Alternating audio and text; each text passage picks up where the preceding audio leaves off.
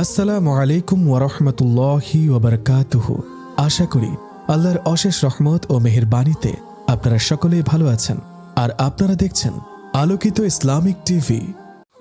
তুমি বুঝতে পারছো না, এটা হতে পারে না, এটা ধোঁকা আম্মু। আমি ধোঁকা দিয়ে কাউকে বিয়ে করতে চাই না। কে বলেছে এটা ধোঁকা? এটাতে যদি কারো ভালো হয় তাহলে ধোঁকা হলো কিভাবে? ডাক্তাররা তো বলেছে বিয়ে হলে এটা ঠিক হয়ে যেতে পারে। আর যদি ঠিক না হয়? আম্মু, আমারও ইচ্ছা করে আমার বিয়ে হোক। আমিও একটা সুখী সুন্দর সংসারের স্বপ্ন দেখি, যেখানে ছোট ছোট পায়ে হেঁটে বেড়াবে কিউট একটা বেবি, আমায় মা বলে ডাকবে। দিন শেষে ক্লান্ত শরীরে কারো বুকে মাথা রেখে শান্তির নিঃশ্বাস নেব। তা যে হবার নয় আম্মু। আল্লাহ সবার ভাগ্যে সব রাখেন না। হয়তো এটা আমার জন্য এপারে নয় ওপারে রাখা হয়েছে। তুই বুঝতে পারছিস না মোমো, তোর জন্য আমার কষ্ট হয়, চিন্তা হয়। তোর ছোট বোনের বিয়ে হয়ে গেছে, ভাইগুলো বউ নিয়ে বাহিরে সেট হয়ে গেছে, তুই শুধু বাকি থাকলি। কিভাবে একা জীবন কাটাবি? একা কোথায়, তুমি আছো না। তাছাড়া মাস্টার্সটা শেষ করি, একটা চাকরি পেয়ে গেলেই একটা বাচ্চা অ্যাডপ্ট করব। তুই কি চাস না তোর নিজের একটা বাচ্চা হোক? আম্মু কতটা চাই সেটা বোঝানোর ভাষা মনে হয় পৃথিবীর কোথাও নেই, শুধুমাত্র আমার রব জানেন। তাহলে মা আজ শেষবার রেডি হয়ে নে, এরপর আর বলবো না। আজ হয়ে গেলে আলহামদুলিল্লাহ, তবে বরকে কিছু বলতে পারবি না। ঠিক আছে মা, আমি বিকেলের আগেই ফিরে আসবো, তবে এই শেষবার। বর তো সন্ধ্যায় আসছে তাই না? মোমো কিন্ডারগার্টেন স্কুলে পড়ায়, ওকে দেখলে যে কেউ পছন্দ করবে। মায়াবী শান্ত একটা চেহারা, কালো চোখের গভীরতায় যে কেউ ডুব দিতে চাইবে। 8-10টা মেয়ের মতো স্বাভাবিক দেহ গঠনের একটা মেয়ে সে। কিন্তু মোমোর এই 22 বছরের জীবনে পিরিয়ড নামক জিনিস আসেনি। অনেক ডাক্তার কবিরাজ দেখিয়েও লাভ হয়নি, কেউ কোনো রোগ ধরতে পারেননি। শেষ পর্যন্ত একজন কবিরাজ শেষ চিকিৎসা বলে দিয়েছেন, বিয়ে দিয়ে দেখতে পারেন কি হয়।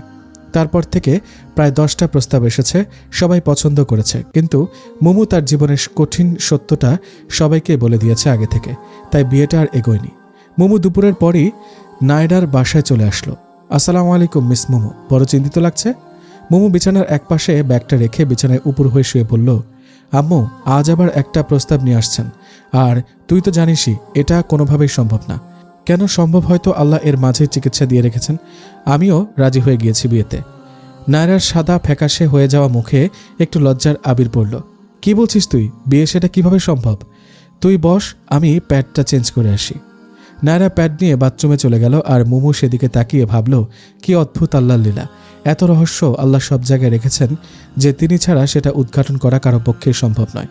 সে আজ এতটা বছর থেকে একটিবার পিরিয়ড হওয়ার জন্য কত চেষ্টা করে যাচ্ছে, আর এই নায়রা মেয়েটার একটিবার পিরিয়ড বন্ধ হওয়ার জন্য দেশ বিদেশের কোনো জায়গা বাকি নেই যে ডাক্তার দেখানো চিকিৎসা করানো হয়নি। 25 ঘন্টা ব্লাড যেতে যেতে মেয়েটা রক্তশূন্যতায় ভোগে। কয়েক মাস পরপর নতুন ব্লাড শরীরে দিতে হয়।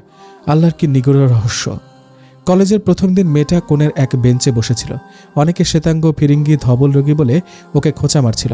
তখন নায়রা বোরকা পরত না, ইসলাম মানত না।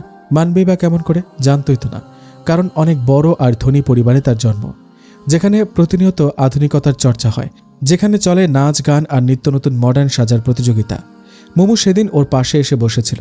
ওর দিকে কিছুক্ষণ তাকিয়ে থাকার পর আর সহ্য করা যায় না। এতটা ফ্যাকাশে যে মনে হয় ভ্যাম্পায়ার একজন বসে আছে। মেয়েটার চোখে পানি টলমল করছিল। মোমো আস্তে করে ওর হাতটা ধরে জিজ্ঞেস করলো, বোন নাম কি তোমার?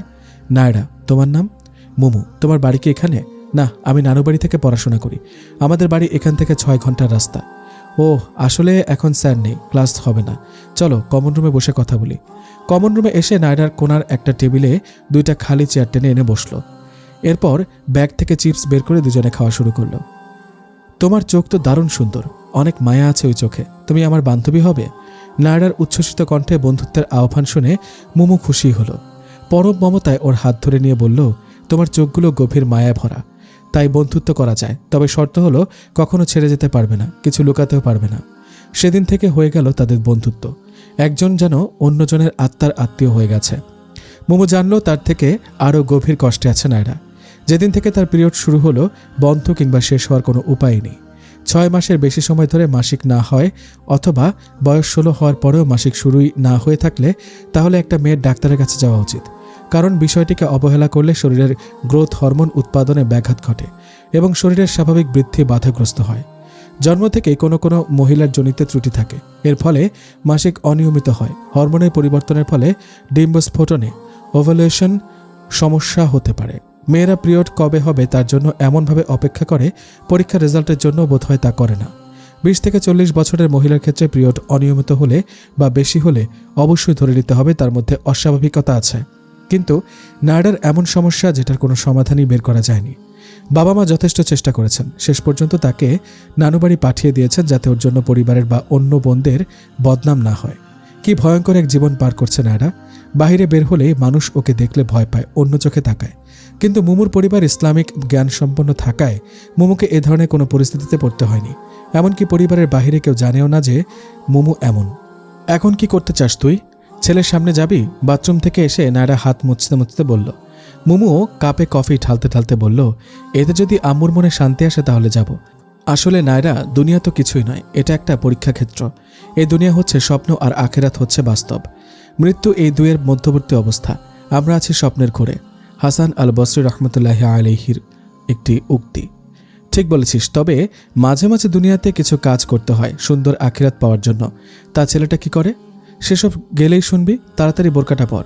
দুজনেই বিকেলবেলা বাড়ি ফিরল। মুমু তৈরি হওয়ার জন্য আগে গোসল করতে বাথরুমে ঢুকলো। আজকাল চোখগুলো বাঁধ মানে না।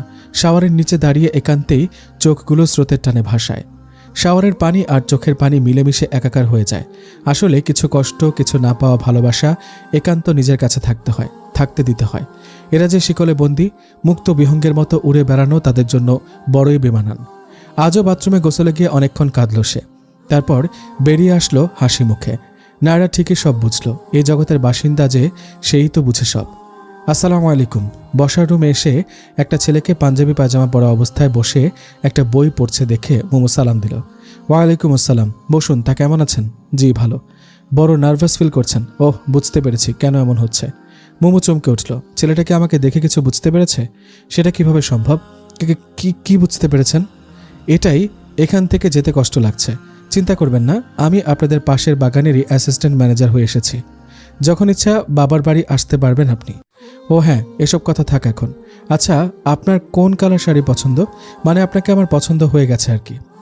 মুমুরও ছেলেটাকে ভালো লেগে গেল। বড় চটপটে আর স্পষ্টবাদী মানুষ। কোনো কিছু জিজ্ঞেস না করে পছন্দ করে ফেলেছেন। জানার দরকার নেই তো। তবে চুপি চুপি একটা কথা বলি, কানটা এদিকে বাড়ান। মুমু অবাক হয়ে তাকিয়ে রইল ছেলেটার দিকে। আরে বাড়ান তো, বলছে কি কথা। মুমু এবার সত্যি মাথাটা এগিয়ে আনলো আর ছেলেটা বলল, আপনার চোখের প্রেমে পড়ে গেছি আমি। আর এখানে আসার আগে কিছুটা জরিপ করে এসেছি। এখন আপনিও চুপি চুপি আলহামদুলিল্লাহ বলে ফেলুন। মুমু ছেলেটার কথা শুনে হেসে ফেলল। এতে ছেলেটা তার সম্মতি মনে করে আলহামদুলিল্লাহ বলল। পাশে বসা মুমুর ভাইও আলহামদুলিল্লাহ বলে উঠল। তিনিও বেশি দিন দেশে থাকতে পারবেন না, যত তাড়াতাড়ি সম্ভব বোনের বিয়েটা দিয়ে যেতে চান। তার 1 সপ্তাহের ভেতর ছেলেপক্ষ এসে বিয়ের তারিখ ঠিক করে ফেলল। যতই সময় এগিয়ে আসছে মুমু ভয়ে আর চিন্তায় শেষ হয়ে যাচ্ছে। কি হবে আল্লাহ জানে। এত ভালো একটা ছেলেকে এভাবে ধোকা দেওয়া ঠিক হবে না। এদিকে নায়রারও বিয়ে ঠিক হয়ে গেছে আমেরিকা প্রবাসী একজনের সাথে। তার সাথেও কিছু পরামর্শ করা যাবে না এখন। বিয়ের দিন বিকেলবেলা, নায়রা আমি কি করব তুই বল, আমার খুব ভয় করছে রে। মানুষটাকে এসব কিভাবে বলবো? আরে ধুর, ভয় করিস না, আল্লাহকে ডাক, তিনি সব সমাধানের মালিক। সরি রে, আসতে পারলাম না তোর বিয়েতে। জানিস তো আমারও আগামীকাল অনুষ্ঠান। অনেক বোঝানোর পর গায়ে হলুদ থেকে রেহাই পেয়েছি। কাল যে কি হবে। আচ্ছা, তোর বিয়ে তো ঘরোয়াভাবেই হয়েছে তাই না? মোটামুটি। আমার কথা শুনলে তো কেউ, তবে বরকে আগে থেকে বলে রাখায় বোরকা পরতে দিয়েছে। আচ্ছা রাখি রে, হুট করে কেউ চলে আসতে পারে। মোমো ফোন কেটে দিতে পেছনে কারো আওয়াজ শুনল। বান্ধবীর সাথে কথা হচ্ছিল বুঝি? মানে আপনি এখানে কি করেন? পেছন থেকে আড়ি পেতে কথা শোনা বাজে অভ্যাস। মিসেস মহারানী, আসরের সময় হয়ে গেছে, জামা বদলাতে এসে আপনার কথা শুনলাম। আচ্ছা সরি, এবার থেকে সামনে বসে শুনবো, হবে? মোমো আর কিছু বলতে পারল না। আরাফকে যতই দেখছে ততই সে প্রেমে পড়ে যাচ্ছে। আপনিও নামাজটা শেষ করুন, আমি মসজিদে গেলাম। আরাফ মসজিদে চলে যাওয়ার পর মুমু নামাজ পড়ে জানামাজে বসে অনেকক্ষণ দোয়া করল। তারপর মনে মনে ভাবল, আল্লাহ যা করেন তার বান্দার ভালোর জন্যই করেন। আমি সর্বাবস্থায় আল্লাহর ফয়সালার ওপর খুশি থাকব। আরাফের বোনরা মুমুকে সাথে নিয়ে নাস্তা করল, গল্প করল। তারপর একসাথে মাগরিবের নামাজ আদায় করল। আরাফের বাবা মানে বোনরাও ওর সব। সবাইকে মুমুর কাছে ভালো লাগলো। সময়ের সাথে সাথে যেন একটা মায়া হয়ে যাচ্ছে। কিন্তু রাত যত বাড়ছে ততই ভয়টা বেড়ে যাচ্ছে। অজানা এক অস্থিরতা তার মনে কাজ করছে। এশার নামাজ শেষ করার পর বোনেরা খাবার মুমুদের রুমে দিয়ে গেল। আর মেজ বোন ফাতিমা বলল, দিনে তো সাজনি, এখন সাজগোজ করে নাও বোন। আমাদের ভাই তো তোমার জন্য পাগল হতে হবে তাই না? মোমো ভাবল সাজবো তো ঠিক আছে, কিন্তু সে মানুষটাকে তো বিকাল থেকে একবারও দেখলাম না। উনি কি আমার কথা রাগ করলেন? চিন্তিত মন নিয়ে সে ড্রেসিং টেবিলের সামনে বসল। বাহিরে ঝড় বৃষ্টিতে আকাশ যেন ভেঙে পড়ছে। এই শ্রীমঙ্গলে একটা সমস্যা, বলা নেই কওয়া নেই, যখন তখন বৃষ্টির আবির্ভাব ঘটে। আজ বৃষ্টি না আসলে কি হতো না? মানুষটা কোথায় যে আটকে আছে, বিড়বিড় করতে করতে শেষবার নিজেকে আয়নায় দেখে নিল। কাজলটা দেওয়া হয়নি, এই একটা জিনিস সে বারবার ভুল করে। কাজলটা হাতে নিয়ে যেই দিতে গেল অমনি শুনল, ওটা দিও না, তোমার চোখের সৌন্দর্য নষ্ট করে দিবে। আমার কাছে তোমার চোখ এমনিতেই সুন্দর লাগে। আপনি কখন আসলেন? ও আসসালামু আলাইকুম। ওয়ালাইকুম আসসালাম। কি রেওয়াজ আমাদের না, আগে কথা বলি পরে সালাম দিই। আসলে তোমার ওই সাজগোজের দৃশ্য আর বিড়বিড় কথা বলা মিস করতে চাইনি, তাই সালাম দিইনি। আপনি না একটা অভদ্র, তাই না? ফর্মালিটি করে কি লাভ? আপনি আমাকে তুমি করে বলবেন, তারপর তুমিও বললে আমিও আপনি করেই বলবো। উফ, এসব মেকি কথা আমার ভালো লাগে না, তাই আগেই তুমি বলে ফেললাম। আর হ্যাঁ, তুমিও আমাকে তুমি করেই বলবে, বুঝেছ? জি বুঝেছি। কেন জানি এরকম চটপটে স্বভাবের ছেলে মোমোর পছন্দ, কিন্তু কতক্ষণ থাকবে এই ভালোবাসা, কতক্ষণ চলবে এই নাটক? আল্লাহ, আমি এই মানুষটাকে ছেড়ে যেতে চাই না, তুমি দয়া করো আমায়। বৃষ্টি না আমার খুব প্রিয়, চলো বেলকনিতে বৃষ্টি বিলাস করি, উইথ গরম গরম কফি, চলবে? খাবার তো ঠান্ডা হয়ে যাচ্ছে, হোক। মাঝরাতে চুপি চুপি গিয়ে গরম করে নিয়ে আসবো, কাউকে না জাগিয়ে চুপি সারে এসব করার মজাই আলাদা। তা তোমার কি ক্ষুধা লেগেছে বেশি? না না, আমার মোটেও ক্ষুধা নেই। তাহলে 2 মিনিট অপেক্ষা করুন বেগম সাহেবা, এক্ষুনি কফি বানিয়ে আনছি। দুজনে বেলকনিতে বসে চুপচাপ কফি শেষ করলো। তারপর মুমু নববধূর সাজে উঠে গিয়ে বৃষ্টিতে হাত বাড়িয়ে দিল। এক দৃষ্টিতে আরাফ শুধু মুমুকেই দেখছিল। কিছুক্ষণ পর সেও উঠে গিয়ে মুমুর পেছনে দাঁড়ালো। তারপর মুমুর বৃষ্টি ভেজা হাতটি ধরে বলল, আমি প্রতিদিন তোমার বৃষ্টি হতে চাই। আমি তোমার ওই কালো চোখের স্বচ্ছ দিঘির জলে ডুব দিতে চাই। ডুব সাঁতারের খেলায় মেতে থাকতে চাই সারাটা জীবন। তুমি থাকবে কি আমার? ডুব দিতে দিবে কি আমায়? মুমুর সারা শরীর তখন থরথর করে কাঁপছিল। কি বলবে সে? কেন তার এমন অনুভূতি হচ্ছে? আরে তুমি ভয় পাচ্ছ কেন? আমি কি তোমাকে গিলে খাচ্ছি? ওহ, শীতে কাঁপছ? ইসিরে, বৃষ্টির এত কাছে আসার কি দরকার ছিল? চলো রুমে চলো। আরাফ মুমুকে হাত ধরে এনে বিছানায় বসালো। দেখো মুমু, আজ থেকে আমি তোমার স্বামী, তোমার সবচেয়ে আপন। তোমার যে কোনো সমস্যা, কষ্ট, দুঃখ, সুখ আমাকে শেয়ার করতে পারো। আমি এসব দেখব না তো কে দেখবে? আমি জানি তোমার পিরিয়ড প্রবলেম চলছে। আপনি জানলেন কেমন করে? মুমু অবাক হয়ে জিজ্ঞেস করলো। আরে বোকা, তুমি যখন তোমার বান্ধবীর সাথে কথা বলছিলে তখনই বুঝে ফেলেছি। সমস্যা নেই, আমি আগে থেকে সব ব্যবস্থা করে রেখেছি। এই ড্রয়ারে তোমার জন্য প্রয়োজনীয় সবকিছু আছে। আর এরকম সময়ে মেয়েদের সবসময় হাসি খুশি রাখতে হয়। আমিও তাই তোমার সাথে মজা করছিলাম। চলো আমার স্টাডি রুমে তোমাকে আমার বই দেখাই। তোমার বই পড়তে ভালো লাগলে সবসময় পড়তে পারবে। মুমু ওর কথা শুনে অবাক হয়ে তাকিয়ে রইল, আর আরাফ ওকে টানতে টানতে স্টাডি রুমে নিয়ে চলল। আরাফের কোনো কথাই মুমুর কানে যাচ্ছে না, সে এক দৃষ্টিতে আরাফকেই শুধু দেখছে। মাঝরাতে সত্যি ওরা চুপি চুপি খাবার গরম করতে রান্নাঘরে গেল। টর্চের আলোতে এরকম হাঁটা চলা মুমুর অভ্যাস নয়, তার উপর এত ভারী শাড়ি পরে আছে। বাকি সবকিছু খেয়াল আছে মানুষটার, কিন্তু শাড়ি পরে যে হাঁটতে পারছে না সেটা দেখছে না। রাগের চোটে হাঁটতে গিয়ে শাড়িতে বেঁধে একটা চেয়ার সহ রান্নাঘরে উল্টে পড়ল। ইস, দিলে তো সব নষ্ট করে। এখন আপু আসবে বিড়াল খুঁজতে। টেবিলের নিচে ওকে টেনে নিয়ে বসে আরাফ ফিসফিস করে বলল, এখানে বিড়াল আছে, আমার বিড়ালের অ্যালার্জি তো। উফ, বিড়াল মানে আমি? আপুরা জানে আমি মাঝরাতে এসব করি, আমাকে বিড়াল ডাকে। মোমো ফিক করে হেসে দিল। আসলে পুরো বিষয়টা এখন তারও ভালো লাগছে। আরাফ, বের হয়ে আয় বলছি। আজ বিয়ের রাতে নতুন বউকে নিয়ে তুই এসব করছিস? তোর কমন সেন্স বলতে কিছু নেই? বের হওয়া বলছি। দুজনে টেবিলের নিচ থেকে বেরিয়ে আসলো। আরাফ মাথা নিচু করে বলল, সরি আপু, খুব ক্ষুধা লেগেছিল তো, তাই আমার কোনো দোষ নেই, ও উল্টে পড়েছে।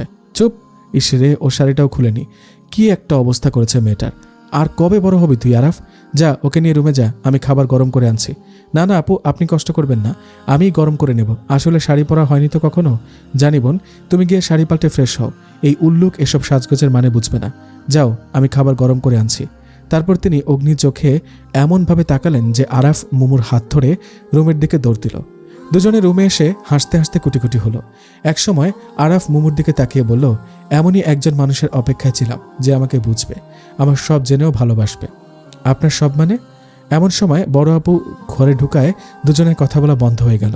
খেয়ে তাড়াতাড়ি ঘুমিয়ে পড়ে দুজন, না হলে ফজর মিস হবে। কয়টা বাজে দেখেছ? উনি চলে যাওয়ার পর চুপচাপ খাওয়া শেষ করে দুজনেই শুয়ে পড়ল। মুমু মনে মনে ভাবছিল, আজকের রাতেই সব বলতে চেয়েছিলাম আরাফকে। তারপর সে সিদ্ধান্ত নিল কি করবে, কিন্তু সে সুযোগই পেলাম না। ইনশাআল্লাহ আগামীকাল সকালে ঘুম থেকে উঠেই বলে দেব। কিন্তু ওরই বা কি কথা আছে যা আমি শুধু মেনে নিব ভাবছে। কখন যে ঘুমের অতলে তলিয়ে গেল বুঝলই না মোমো। মসজিদ থেকে মুয়াজ্জিনের সুমধুর কণ্ঠে ভেসে আসছে, আসসালাতু খায়রুম মিনান নাউম, ঘুম থেকে নামাজ উত্তম। তখনই ওর চোখ খুলে নিজেকে আরাফের একেবারে কাছে আবিষ্কার করল। ছেলেটা এক দৃষ্টিতে তার দিকে তাকিয়ে আছে। সে লজ্জায় মাথা নিচু করে বলল, আপনি ঘুমাননি? ঘুমালে কি এত সুন্দর ঘুমন্ত মুখ দেখতে পারতাম? এরকম ঘুম ঘুম মুখের নিঃশ্বাস অনুভবের জন্য আমি হাজার রাতও জাগতে রাজি। সুন্দরী, বলো তুমি আমার সাথে থাকবে মৃত্যুর আগ পর্যন্ত? ইস, আপনি সব কিছুতে ফান করেন কেন? উঠুন, নামাজের জন্য রেডি হতে হবে। মোমো চুপচাপ উঠে বাথরুমে চলে গেল। বাহিরে তখনও মুষলধারে বৃষ্টি হচ্ছে, মাঝে মাঝে বিজলি চমকাচ্ছে। কেন যেন মোমোরও আজ চিৎকার করে কাঁদতে ইচ্ছা করছে মুষলধারায় অশ্রু বর্ষণ করতে। বৃষ্টির জন্য আরব ঘরে নামাজ আদায় করল। নামাজ শেষে সে মোমোর হাত ধরে বলল, আমি জানি মোমো তোমার যে পিরিয়ড হয় না, আর এও জানি তুমি চাইলেও কখনো মা হতে পারবে না। তোমার ওই রকম কোনো অনুভূতিও নেই। আপনি জানলেন কোথা থেকে? আপনি কি জেনে আমাকে বিয়ে করেছেন? এখন আমাকে ডিভোর্স দিয়ে দেবেন? সূর্যের আলো ফুটতেই আমাকে বাবার বাড়ি চলে যেতে হবে? মোমোর গাল বেয়ে তপ্ত অশ্রুধারা নেমে যাচ্ছিল। আরে পাগলি, কাঁদছো কেন? আমি যদি তোমাকে একই প্রশ্ন করি যে আমি নিজেই এমন একজন মানুষ যার পৌরুষত্ব নেই, তখন কি তুমি আমাকে ছেড়ে চলে যেতে? মোমো কি জবাব দেবে বুঝতে পারছে না।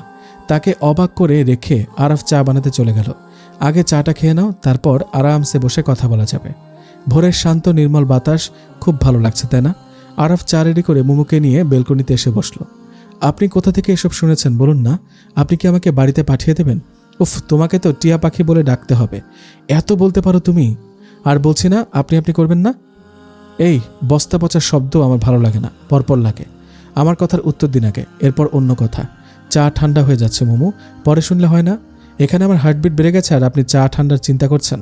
আপনি একটা কেয়ারলেস মানুষ, শুধু নিজের চিন্তা করেন, আর কোনো কিছুতেই আপনার যায় আসে না। আমি না হয় চলেই যাব, তবে আপনাকে ভালো করে চা খাইয়ে তবেই যাব। মোমো চায়ের কাপে সম্পূর্ণ চা পানির গ্লাসে ঢালল। তারপর পানির গ্লাস আরাফের মাথার উপর ঢেলে দিয়ে কাঁদতে কাঁদতে রুমে গিয়ে কাপড় চোপড় গোছাতে শুরু করলো। রাগ করার বদলে আরাফ হাসতে হাসতে বলল, কি দোষী বউরে বাবা, বিয়ের পরদিনই স্বামীকে টর্চার শুরু করেছে। আমি কিন্তু শাশুড়ি মাকে সব বলে দেব। আরাফের আচরণে মোমোর রাগে দুঃখে চুল ছিঁড়তে ইচ্ছে করছে। এমনভাবে কোনোদিন সে উপহাসের পাত্রী হয়নি। আমি এখন বাড়ির সবাইকে বলে দেব আমার কথা, তারপর চলে গেলে আপনার কি? আমি তো আপনার কিছুই না, তাই না? মোমো ঘর থেকে বের হতে চাইলে আরাফ তার হাত ধরে ফেলল। নায়রার বিয়েতে যাবে না? যাও, রেডি হও, আমরা একসাথে যাব। আমি নিজের চিন্তা করছি আর আপনি বিয়ের চিন্তা? যে তোমার এত বড় উপকার করলো তার বিয়েতে যাবে না? আসলে মোমো, আমি নায়রার সাথে বিয়ের আগে দেখা করেছিলাম তোমার সম্পর্কে জানার জন্য। ও আমার সাথে মিথ্যা বলেনি, সব জেনে শুনে আমি তোমাকে বিয়ে করেছি। এখন খুশি তো? যাও, রেডি হও। মোমো অবাক হয়ে তাকিয়ে রইল। এ বাড়িতে আসার পর থেকে সে শুধু অবাকই হচ্ছে। সে আরাফকে জড়িয়ে ধরবে কি হাত ধরবে বুঝতে পারছে না। একটুক্ষণ পর খপ করে আরাফের হাত শক্ত করে ধরে বলল, আমি আপনাকে ভুল বুঝেছিলাম, সরি, আমাকে ক্ষমা করে দিন প্লিজ। আপনার মতো বড় মনের একজন মানুষকে আমি না জানি কত কিছু বলেছি। এরকম বিনয়ে নুয়ে পড়ে আপনি করা ভালো লাগে না। একটু আগে যেমন দস্যি মেয়ের মতো ঝগড়া করেছিলে, সেটাই আমার পছন্দ হয়েছে, বুঝেছ? এখন থেকে প্রতিদিন আমরা ঝগড়া করব। জি আচ্ছা। হাসি মুখে বললেও মোমো অবাক হয়ে ভাবল, এ কেমন ছেলে রে বাবা, প্রতিদিন ঝগড়া করতে চায়। আরাফ মোমো দুজনেই খুশি মনে নায়রার বিয়েতে গেল। মোমো আজ অনেক খুশি। আজ তারা দুই বান্ধবীর জীবনের নতুন খুশির আগমন ঘটেছে। সারাক্ষণ নায়রার পাশাপাশি থাকলেও মানুষ থাকার কারণে নায়রাকে কিচ্ছু জিজ্ঞেস করতে পারল না।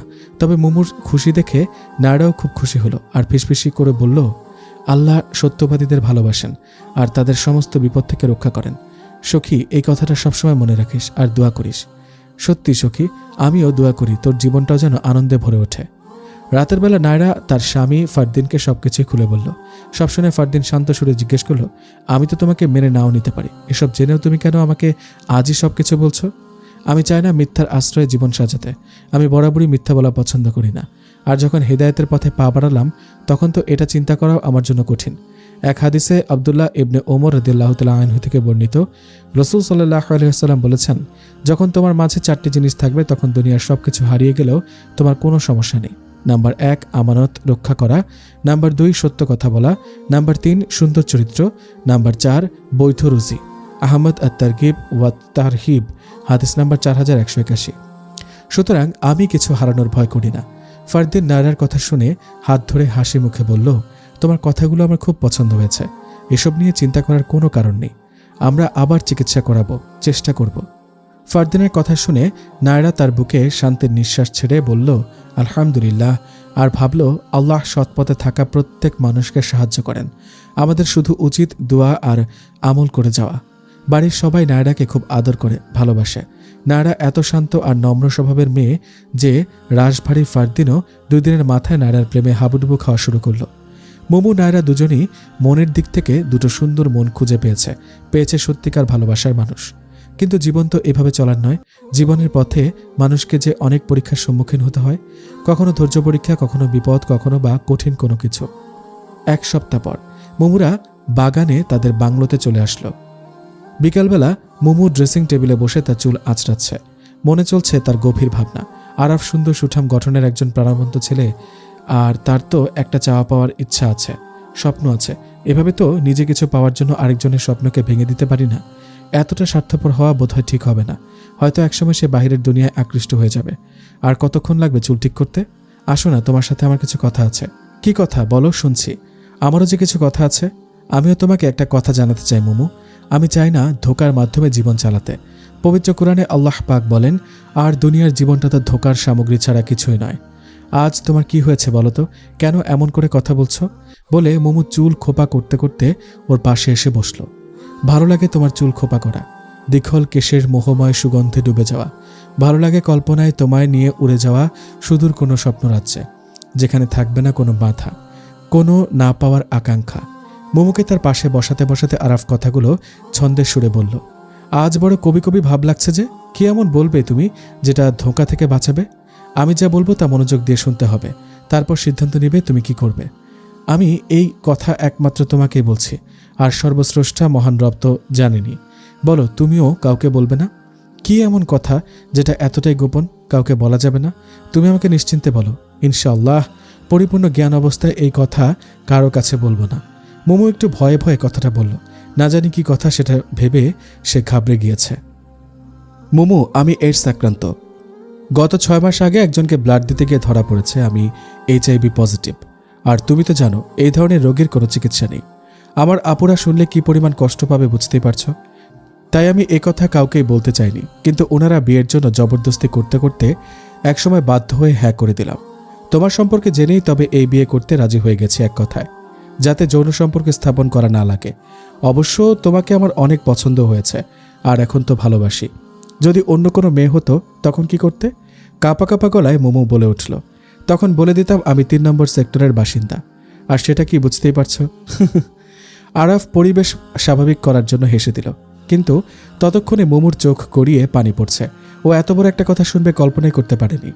এই রোগের পরিণতি নিশ্চিত মৃত্যু, কিন্তু তার ভোগান্তিটা যে কতটা ভয়াবহ তা শুধু ভুক্তভোগীরাই জানে। আরে পাগলি, কাঁদছো কেন? আল্লাহ যতদিন হায়াত রেখেছেন ততদিন তো বেঁচে থাকবই। আমি ভালো থাকার জন্য কত হাসি খুশি থাকি, প্রাণবন্ত চলার চেষ্টা করি, আর তুমি যদি এভাবে ভেঙে পড়ো হয়। আর আমরা দুজনেই পবিত্র। আল্লাহ এভাবেই হয়তো আমাদের তাকদীর নির্ধারণ করেছেন। আখিরাতে নিশ্চয়ই এর ভালো প্রতিদান পাবো। মোমো ওর দিকে অসহায়ভাবে তাকিয়ে রইল, যেন আজ প্রচণ্ড কোনো ঝড় এসে সব তছনছ করে ফেলেছে। মোমো মনে প্রাণে সব ঠিক করতে চাইছে, কিন্তু পারছে না, আর তা চাইলেই পারা যায় না। মোমো, আমি তোমাকে পূর্ণ অধিকার দিচ্ছি। তুমি চাইলে আমাকে ছেড়ে চলে যেতে পারো, আবার থাকতেও পারো। মোমো আরাফের কথা শুনে ওকে জাপটে ধরে চিৎকার করে কান্না শুরু করলো, যেন আর থামতেই চায় না। এটা সবকিছু শুরু হওয়ার আগেই শেষ হয়ে যাওয়ার কান্না, কোনো বহু মূল্যবান বস্তু পেয়ে হারানোর কান্না। আরাফও নীরবে অশ্রু বিসর্জন দিতে থাকলো। এসব হলো কিভাবে আরাফ? কেমন করে ভাবলে তুমি আমি চলে যাব তোমাকে ছেড়ে? তুমি না বলেছ মৃত্যুর আগ পর্যন্ত আমরা একসাথে থাকবো? জানি না মোমো কিভাবে হলো। আমি যখন স্কলারশিপে বাইরে যাই তখন আমরা একটা রক্তদান টিম গঠন করেছিলাম। যেখানে রক্তের প্রয়োজন পড়তো, সাহায্যের প্রয়োজন পড়তো, আমরা এগিয়ে যেতাম। কিছুদিন পর হুট করে দিনের নির্দিষ্ট একটা সময় আমার জ্বর আসা শুরু করলো, শুকনো কাশি হতো। আমি এটাকে পাত্তাই দিইনি। গত বছর দেশে এসে এই চাকরিতে যোগ দিলাম। শরীরের ওজন কমা শুরু হলো, দুর্বল আর ক্লান্ত লাগতো শরীর, জ্বরও নিয়মিত থাকতো। ডাক্তার বললেন কিছু টেস্ট করাতে। সব টেস্ট রিপোর্টে তারা বারবার দেখে শিওর হলো আমার HIV পজিটিভ। ওনাদের ধারণা কখনো অসতর্কভাবে ব্যবহৃত সিরিঞ্জ দিয়ে রক্ত নেওয়া হয়েছে, আর এই ভাইরাস সংক্রমণ করেছে।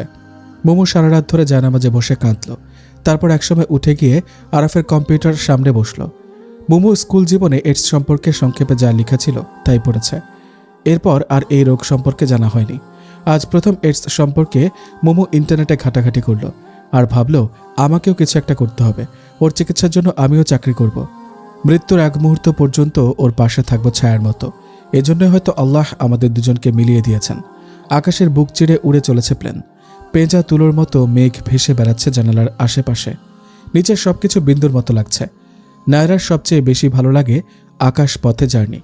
আকাশে পাখির মতো উড়ে চলা, সাদা সাদা মেঘ কেটে সামনে এগোনো, নিচের সবকিছু ছোট হতে হতে বিন্দু বিন্দু হয়ে যাওয়া। সত্যি নিজেকে তখন একটা মুক্ত বিহঙ্গের মতো লাগে। ইচ্ছা করে জানালা খুলে মেঘগুলো হাত দিয়ে ধরতে, কিন্তু সেটা তো করা যায় না। ওর পাশে ফারদিন ওর হাত শক্ত করে ধরে আছে। নিজেকে খুব পরিপূর্ণ মনে হয় যখন ফারদিন তার হাত ধরে রাখে। ফারদিন তাকে নিয়ে আমেরিকা যাচ্ছে চিকিৎসার জন্য। ডাক্তাররা বলেছেন এটা তাদের শেষ চেষ্টা। এই 2 মাসের ভেতরে ফারদিন আরও 2-3টা দেশে নিয়ে গেছে চিকিৎসার জন্য। আগে নায়রা বাবা মায়ের সাথে বিভিন্ন জায়গায় যেত, কি হবে না হবে সে চিন্তা বাবা মা করতেন। কিন্তু এখন নায়রা মনে মনে সবসময় আল্লাহকে ডাকে আর বলে, আল্লাহ, আমার তকদিরে থাকলে সবকিছু ঠিক করে দাও, তুমি তো সর্বোত্তম ফয়সালাকারী।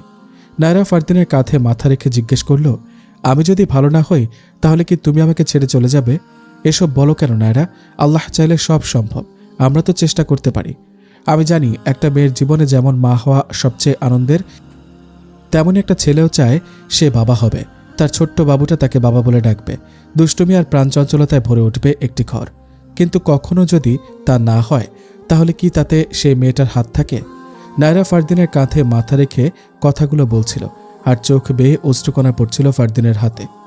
ফারদিন কি বলে সান্ত্বনা দেবে বুঝতে পারল না। অনেকক্ষণ পর সে নরম গলায় বলল, নায়রা, আমি তো তোমাকে দোষারোপ করি না, যা হয় সব আল্লাহর হুকুমে হয়। আমাদের সবর করতে হবে নায়রা। পবিত্র কোরআনে আল্লাহ পাক বলেছেন, এবং তাদের সবরের প্রতিদানে তাদেরকে দিবেন জান্নাত ও রেশমি পোশাক। সূরা দাহর আয়াত 12।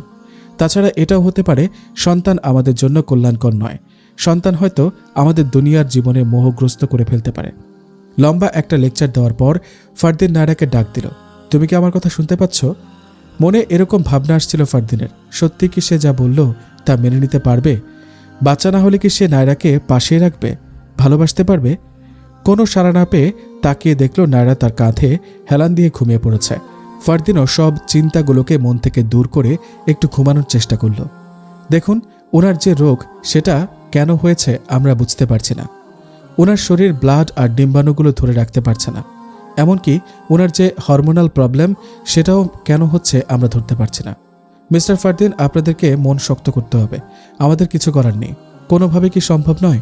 দেখুন, শুধু ওর ব্লিডিংটা বন্ধ করে দেওয়ার ব্যবস্থা করুন। এভাবে চললে তো ওর... মিস্টার ফারদিন, আমাদের সব চেষ্টা ব্যর্থ। ওনার শরীরে এমন কোনো ধরনের প্রবলেম আছে যা ব্লাড ধরে রাখতে পারে না। আমাদের চিকিৎসা বিজ্ঞানে তার সম্ভব হলে তো চিকিৎসা করতামই। হাসপাতালে শেষবার কথা বলার পর ওরা বেরিয়ে আসলো হোটেলে। এসেও দুজন কোনো কথা বলল না। মাঝরাতে নায়রা তাহাজ্জুদ পড়ে আল্লাহর কাছে সবর আর কল্যাণকর বস্তুই চাইল। মনে পড়ল আল্লাহ রাব্বুল আলামিন বলেছেন, যে আল্লাহর ওপর ভরসা করে আল্লাহ তার জন্য যথেষ্ট। সূরা তালাক আয়াত 3। সত্যি তো, সন্তান তো আমার জন্য কল্যাণকর নয়। কি হবে এসব ধন সম্পদ আর সন্তান দিয়ে যদি কাজে না আসে? আল্লাহ পাক আরও একটা আয়াতে বলেছেন, হে মুমিনগণ, তোমাদের ধন সম্পদ ও সন্তান সন্ততি যেন তোমাদেরকে আল্লাহর স্মরণ হতে উদাসীন না করে। যারা এমন করবে, উদাসীন হবে, তারাই তো ক্ষতিগ্রস্ত। সূরা মুনাফিকুন আয়াত 9। ফারদিন শুয়ে শুয়ে নায়রার সবকিছু দেখছিল। তার বাবা মা একটা নাতি নাতনির জন্য কত আফসোস করছে। ওদেরকে কি জবাব দেবে? আর নায়রা একেবারেই ভালো হবে না, এটা বাবা মা জানলে কি মনে করবেন? ওনারা তো এখনও জানেনই না নায়রা এত বড় একটা রোগে ভুগছে। নায়রার ডাকে সে ভাবনার জগৎ থেকে ফিরল। নায়রার দিকে তাকিয়ে দেখল দুটো চোখ লাল হয়ে আছে, মুখটাও ফোলা। মেয়েটা রাত থেকে অনেক কেঁদেছে, কিন্তু নায়রা সব দুঃখ ঢেকে রেখে ফারদিনকে হাসি মুখে ডেকে তুলল। চলো, ফজরের সময় হয়ে গেছে, আগে অজু করে আসো। নামাজ শেষে আমরা আর ঘুমাবো না, নাস্তা করে বাইরে ঘুরে আসবো। এই ভোরবেলা কেউ থাকবে না, একা তুমি, আমি আর প্রকৃতি। সেও জোর করে নায়রার সাথে স্বাভাবিক থাকার চেষ্টা করল। দুজন বাইরে অনেকক্ষণ হাঁটল। তুষারের মধ্যে কতক্ষণ স্নোবল দিয়ে খেলল, রাস্তায় হট কফি খেল। সবশেষে গল্প করতে করতে দুজনে হোটেলে ফিরল। ফারদিন নায়রাকে 3 মাসের ভিজিট ভিসায় আমেরিকা নিয়ে গেছে। তাই সে ভাবল নায়রাকে নিয়ে এই 3 মাস খুব এনজয় করবে। বিভিন্ন জায়গা ঘুরতে যাবে, আত্মীয়দের বাড়িতে যাবে, ওর জন্য অনেক শপিং করবে, তারপর দেশে ফিরবে। নায়রাও সব চিন্তা বাদ দিয়ে দিল। সে বেশি চিন্তা করলে ফারদিনও মন খারাপ করবে।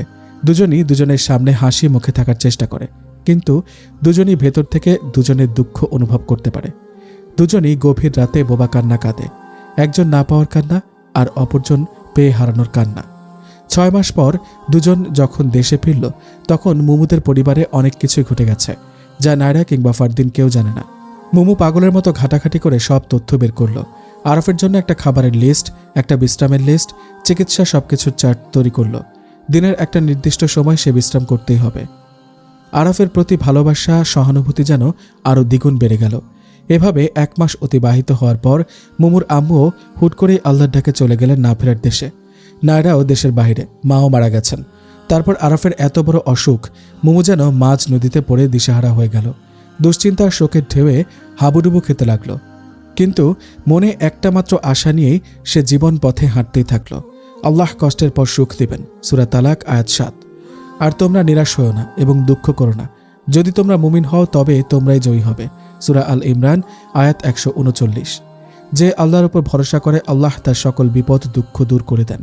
এই আশা নিয়েই সে আরাফের সাথে দিন গুজার করতে লাগলো।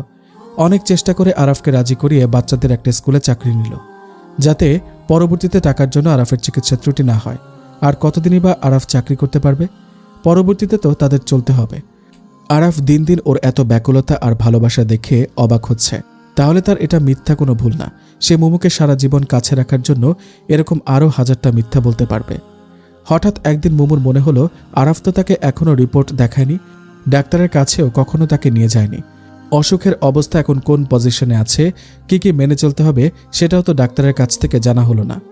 আরেকটা বিষয় মুমুকে খুব আশ্চর্য করে, বিয়ের পর কয়েক মাস হয়ে গেল আরাফের মধ্যে এইডসের কোনো লক্ষণই দেখল না। এমনকি কোনো রোগ ব্যাধিও হলো না আরাফের। তাছাড়া আরাফ ডাক্তারের সাথে বা বোনদের সাথে কথা বললেও আড়ালে গিয়ে কথা বলে। ও তো এতদিন মনে করেছে হয়তো রোগ সম্পর্কে তাকে জানাতে চায় না, কিন্তু এখন কেন জানি আরাফের প্রতি একটা সন্দেহ দৃঢ় হতে লাগলো। আজ আরাফ অফিস থেকে আসলে তাকে জিজ্ঞেস করেই ছাড়বে। বাগানে বসে পায়রাদের খাবার খাওয়াচ্ছিল আর এসবই ভাবছিল মুমু। আরাফের বাগান করার খুব শখ, মুমুরও ভালো লাগে, তাই আগে থেকে করে রাখা বাগানে আরাফ মুমুর পছন্দের ফুল এনে লাগিয়েছে। বাংলোতে কাজের লোক থাকা সত্ত্বেও মুমু আর আরাফ দুজনেই নিজ হাতে বাগানের পরিচর্যা করে, পায়রা পালে। এদের খাবার খাওয়ানো, রোগ ব্যাধি সব কিছু তারাই দেখাশোনা করে। আসসালামু আলাইকুম, রানী সাহেবা দেখি কাজে ব্যস্ত। বসে বসে অনেক কিছু চিন্তা করছিলাম। কি হয়েছে? কোনো বিষয়ে আমার উপর রেগে আছো নাকি সন্দেহ? মুমু সালাম না দিলে কিংবা সালামের জবাব না দিলে আরাফ বুঝে যায় মুমু তার উপর রাগ করেছে। না, কিছু না, তোমাকে ক্লান্ত লাগছে, ঘরে চলো। তাহলে সালামের জবাব দিলে না যে? ওয়াজিব কি কেউ ইচ্ছাকৃত তরক করে? আমার জামাও খুলে দিলে না যে? মুমুর পিছু পিছু আরাফ আস্তে আস্তে কথাগুলো বলল। সালামের জবাব আমি মনে মনে দিয়েছি, যাও ফ্রেশ হয়ে আসো, খেতে খেতে কথা বলবো, আমি ভাত বাড়ছি। আরাফ ভয়ে ভয়ে এসে খাবার টেবিলে বসলো। ওর মিথ্যাগুলো কি ধরা পড়ে গেছে? কিভাবে পড়বে? ও তো তেমন কিছু বলেনি, কিংবা এরকম কিছু করেওনি। টেবিলে তার পছন্দের পুঁই চিংড়ি, শিং মাছের ঝোল, সবজি, ভর্তা, গোশত ভুনা, এত কিছু তুমি বানিয়েছ? ওয়াও, আমার বউ তো দারুণ রাঁধুনি, আগে খেয়ে নি চলো। যত যাই করো বাঁচতে পারবে না। সত্যি করে বলো, তোমার অসুখের রিপোর্ট কোথায়, প্রেসক্রিপশন কোথায়? ঔষধ আমাকে না দেখিয়ে নিজে নিজে খাও কেন? মুমু, আমি আগেই তোমাকে বলেছি ডাক্তার ঔষধ সব আমি একা করব, বাকি সেবা যত্ন খাবার দাবার সব তুমি। তুমি কি চাও আমি এখনই বিছানায় পড়ি? আমি এটা চাই না, আমি শুধু একবার তোমার রিপোর্ট আর প্রেসক্রিপশন দেখতে চাই। আচ্ছা, পরে দেখাবো, ডাক্তারের কাছেও নিয়ে যাব, ঠিক আছে? এখন খেতে দাও প্লিজ। সাথে সাথে মুমুর রাগ পড়ে গেল। সে আরাফের প্লেটে খাবার তুলে দিতে লাগলো। দুজন একসাথে বসে গল্প করতে করতে খাবার শেষ করলো। খাবার শেষে আরাফ বলল, তোমার রাগ একটুতেই নেমে যায় বলেই তোমাকে এত ভালোবাসি। জি না জনাব, শুধু তোমার উপর রাগ করে আমি বেশিক্ষণ থাকতে পারি না। রাতে আরাফ ডাক্তারের সাথে কথা বলার সময় আড়াল থেকে মুমু সব কিছু শুনে ফেলল। ও এত বড় মিথ্যা শুনে নিজেকে সামলাতে পারল না। এটা শুনে মুমু খুশি হবে না এত বড় কথা লুকানোর জন্য, এত বড় ত্যাগের জন্য আরাফকে জড়িয়ে ধরবে বুঝতে পারছে না। না, এ হতে পারে না, মিথ্যা বলা মহাপাপ। আর এটা যদি হয়, আজই মুমু এক জায়গায় চাকরির অফার পেয়েছিল। অনেক দূরে চাকরির স্থান থাকায় ভেবেছিল চাকরি করবে না, কারণ তখন আরাফের খেয়াল রাখাটা কঠিন হয়ে যাবে। কিন্তু এখন আর চাকরি ছাড়তে সে রাজি না। অনেক কষ্টে নিজেকে সংবরণ করে ঘরে ঢুকলো। তারপর না চাইতেও আচমকা কিছু ঘটনা ঘটে গেল। মুমু দৌড়ে গিয়ে আরাফকে জড়িয়ে ধরে চিৎকার করে কান্না শুরু করলো। আরাফের কষ্ট হলেও বাধা দিল না। সে ভাবল আরাফের অসুখের কথা ভেবেই মুমু কাঁদছে। আজকাল যখন তখন মুমু কাঁদে। আরাফ জানে না এরকম মিথ্যা বলে কতদিন মোমোকে আটকে রাখবে। আই এম সরি, আসলে মাঝে মাঝে আমার কি হয়ে যায় বুঝি না। অতি দুঃখে কাঁদি, অতি সুখেও কাঁদি। চিন্তা করো না মোমো, একদিন সব ঠিক হয়ে যাবে ইনশাল্লাহ। একদিন, হ্যাঁ একদিন সব ঠিক হয়ে যাবে। সকালবেলা মোমো রান্নাঘরে চলে গেলে আরাফ বড় বোন ফাহমির সাথে ফোনে কথা বলছিল। তুমি বুঝতে পারছো না আপু, এখন বললে মোমো কি পরিমাণ রাগ করবে। আমি চাই না ও আমাকে ছেড়ে চলে যাক। কি হবে আরেকটা বিয়ে করে? আমি ওকে নিয়ে সুখী। বিয়ে মানে তো শুধু শারীরিক সম্পর্ক নয়, বিয়ে মানে তো দুটি মনের সম্পর্ক, বন্ধুত্ব, সুখ দুঃখ শেয়ারের মানুষ, আপনজন। দিন শেষে শান্তির নিঃশ্বাস নেওয়া যায় যার কাছে, যার হাত ধরে পাড়ি দেওয়া যায় পুরোটা জীবন পথ। আমার এমনই একজন সঙ্গী হচ্ছে মোমো। আল্লাহ আমাদের তকদিরে সন্তান রাখেননি আপু, সব চাওয়া তো এক জীবনে পূর্ণ হবার নয়। আপু তুমি চিন্তা করে দেখো মোমো মেয়েটা কেমন। অন্য কোনো মেয়ে এত বড় রোগের কথা শুনলে সেদিনই চলে যেত। জীবনে মোমোর মতো এত রিস্ক নেওয়ার কথা কখনোই ভাবত না। ও আমার জন্য দিনরাত আল্লাহর কাছে কাঁদছে, সেবা যত্ন আর আমাকে সুস্থ রাখার আপ্রাণ চেষ্টা করছে। নিজে চাকরি খুঁজছে যাতে পরবর্তীতে আমার চিকিৎসায় কোনো প্রবলেম না হয়। এমনকি সে কথাগুলো কাউকে কিছু বলেও নি। এত বড় মিথ্যা বলায় আমারও কষ্ট আর অনুশোচনা হচ্ছে আপু, কিন্তু ওকে হারালে যে তার চেয়ে বেশি কষ্ট হবে। ওকে ছাড়া আমি নিঃস্ব হয়ে যাব। আমার সন্তান চাই না আপু। দরজার আড়ালে দাঁড়িয়ে এপাশের কথা শুনলেও ফোনের ওপাশের কথাগুলো মোমো শুনতে পেল না। কেন জানি 2 দিন থেকে আড়ি পাতা ওর স্বভাব হয়ে গেছে। ও এখনও আরাফকে বুঝতে দেয়নি ও জেনে ফেলেছে আরাফের এইডস হয়নি, এমনকি কোনো রোগী হয়নি। তাই ওকে বিব্রত অবস্থায় না ফেলতে পরদিন ডাক্তারের কাছে যাওয়ার জেদ ধরেনি। কিন্তু 2 দিন থেকে তার খুব চিন্তা আর মন খারাপ হয়ে আছে। সূর্য ডুবে গেছে, পাহাড়ের ওপারে হারিয়ে গেছে লাল হলুদ সূর্যটা। সবুজ বৃক্ষের মাথায় কাঁপন ধরিয়ে বয়ে গেল এক ঝলক বাতাস। মর্মর ধ্বনিতে মাটিতে গড়ালো কয়েকটা শুকনো পাতা। এই পাহাড়ি এলাকায় একটু আগেই যেন সূর্যটা অস্ত যায়, রাতটা ঘনিয়ে আসে একটু তাড়াতাড়ি। জানালায় এতক্ষণ থেকে মোমো দাঁড়িয়ে ভাবনার জগতে হারিয়ে ফেলেছিল নিজেকে। আল্লাহু আকবার, আল্লাহু আকবার। সুমধুর সুরের আহ্বান ভেসে এলো মসজিদ থেকে। অজু করে নামাজে দাঁড়িয়ে গেল। আজ যেন বুক ফেটে কান্না আসছে তার। হারিয়ে কোনো কিছু পাওয়ার কান্না, অপরিসীম ভালোবাসা পাওয়ার কান্না, আরাফের মতো একজন সঙ্গী পাওয়ার কান্না। নামাজ শেষে দীর্ঘ মোনাজাতে নিজের ধৈর্য আর আরাফের সুস্থতা কামনা করল। বসে বসে সূরা ওয়াকিয়া তেলাওয়াত করছিল, তখন পেছন থেকে আরাফ ওর পাশে বসল। ও যতক্ষণ তিলাওয়াত করলো ততক্ষণ আরাফ তার মুখের দিকে তাকিয়ে রইল। তিলাওয়াত শেষে মোমো জিজ্ঞেস করল, এভাবে তাকানোর কারণ কি জনাব? আমি আমার স্ত্রীর দিকে তাকিয়েছি, এটা হচ্ছে সওয়াবের কাজ। বাহ, এত সওয়াবের আমার দরকার নেই, তুমি বসো, আমি চা নাস্তা নিয়ে আসছি। মোমো উঠে যেতে চাইলে আরাফ ওর হাত ধরে ফেলল।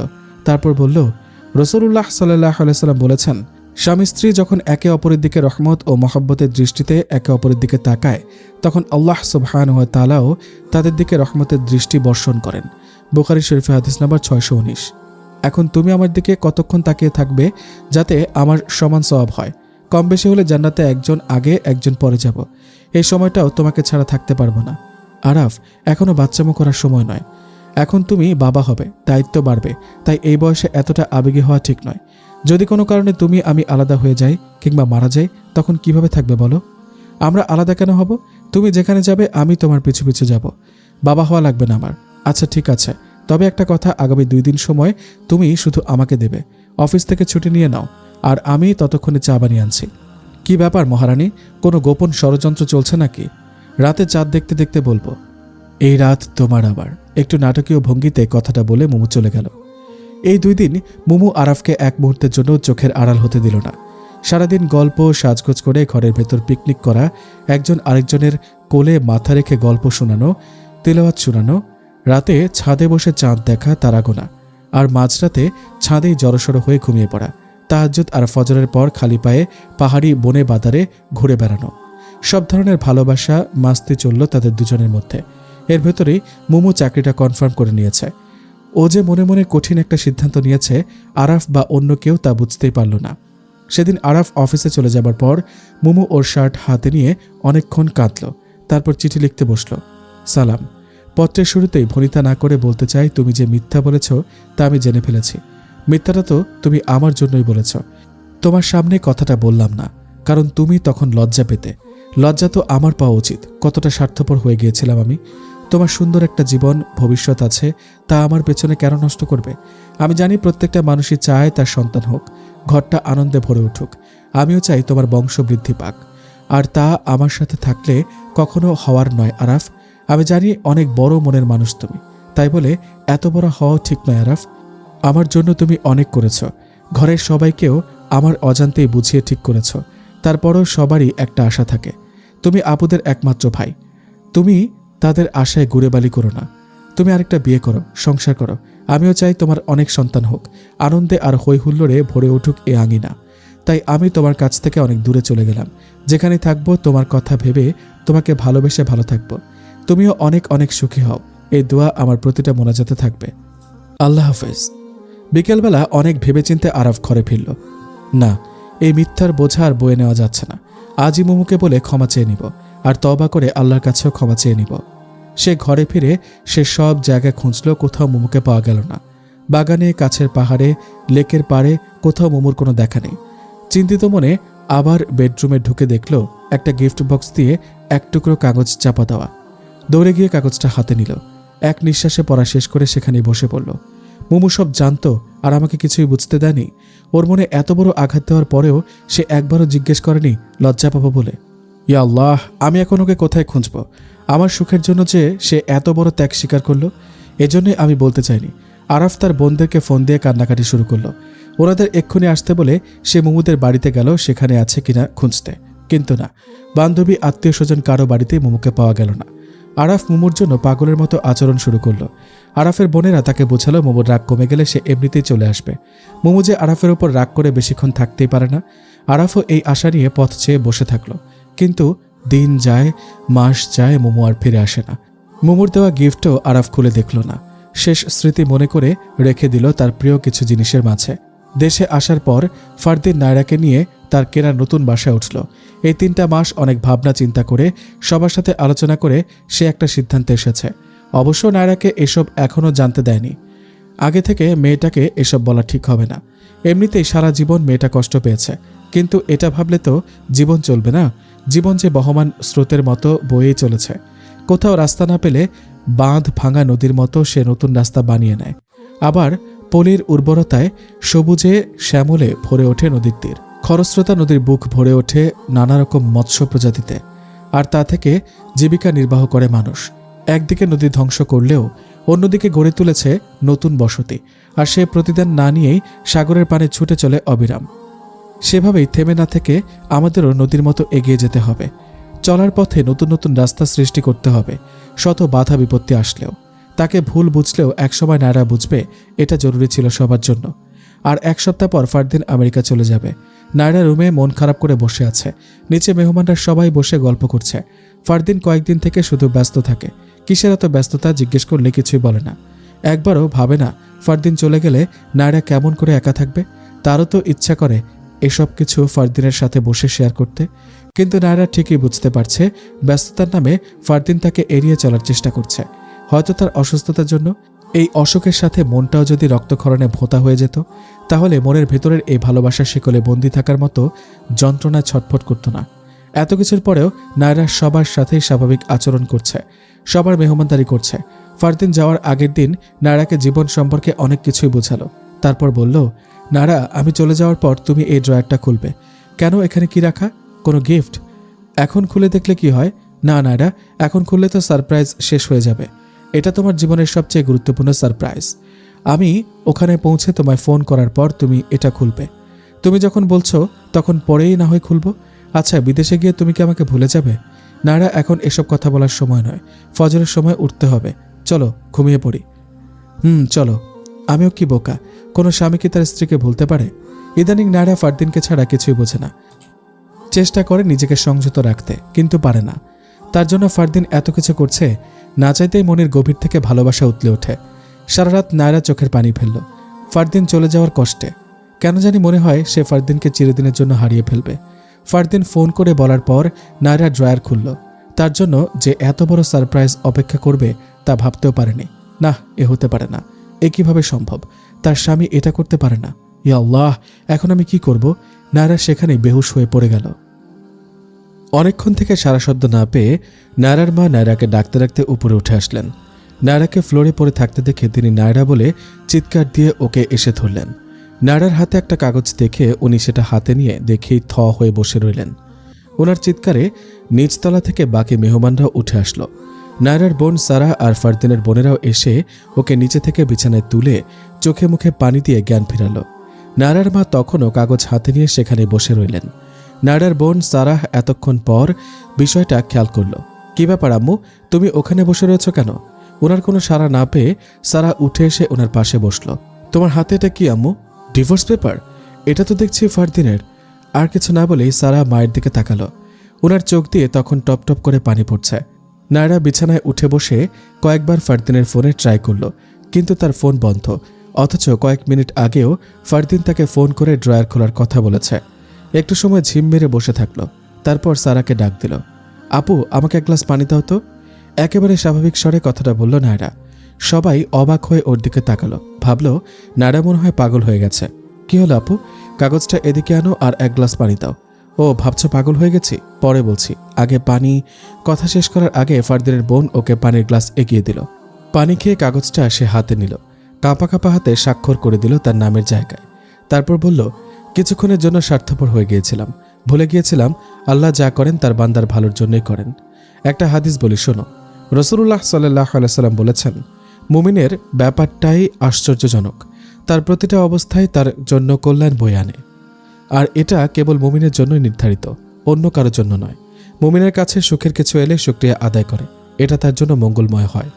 অনুরূপভাবে যখন কোনো দুঃখ তাকে স্পর্শ করে তখন সে ধৈর্য ধারণ করে, আর এটাও তার জন্য মঙ্গলময় হয়। সহিহ মুসলিম শরীফে হাদিস নাম্বার 2999। অতএব কোনো হতাশা, কোনো দুঃখ নয়। তারপর ফারদিনের বোনদের দিকে ফিরে বলল, আপুরার সম্পর্ক কখনো শেষ হয় না, শুরু হয়। আপনারা সবসময় আমাদের সাথে যোগাযোগ রাখবেন, আত্মীয়তাও থাকবে। ওখানে একটা চিঠিও আছে দেখছি, পড়ে শোনাই সবাইকে।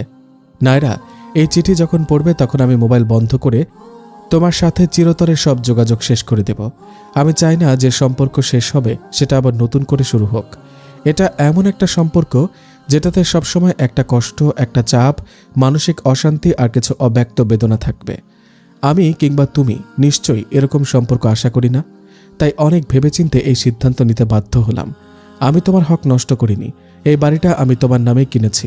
ব্যাংকেও প্রায় 20 লাখের মতো টাকাও তোমাকে দিয়ে গেলাম, যাতে তোমাকে কখনো টাকা কিংবা থাকার জায়গা নিয়ে চিন্তা করতে না হয়। এখান থেকেই তুমি তোমার চিকিৎসা করিয়ে যেও। আমি মাঝে মাঝে তোমার অ্যাকাউন্টে টাকা পাঠাবো।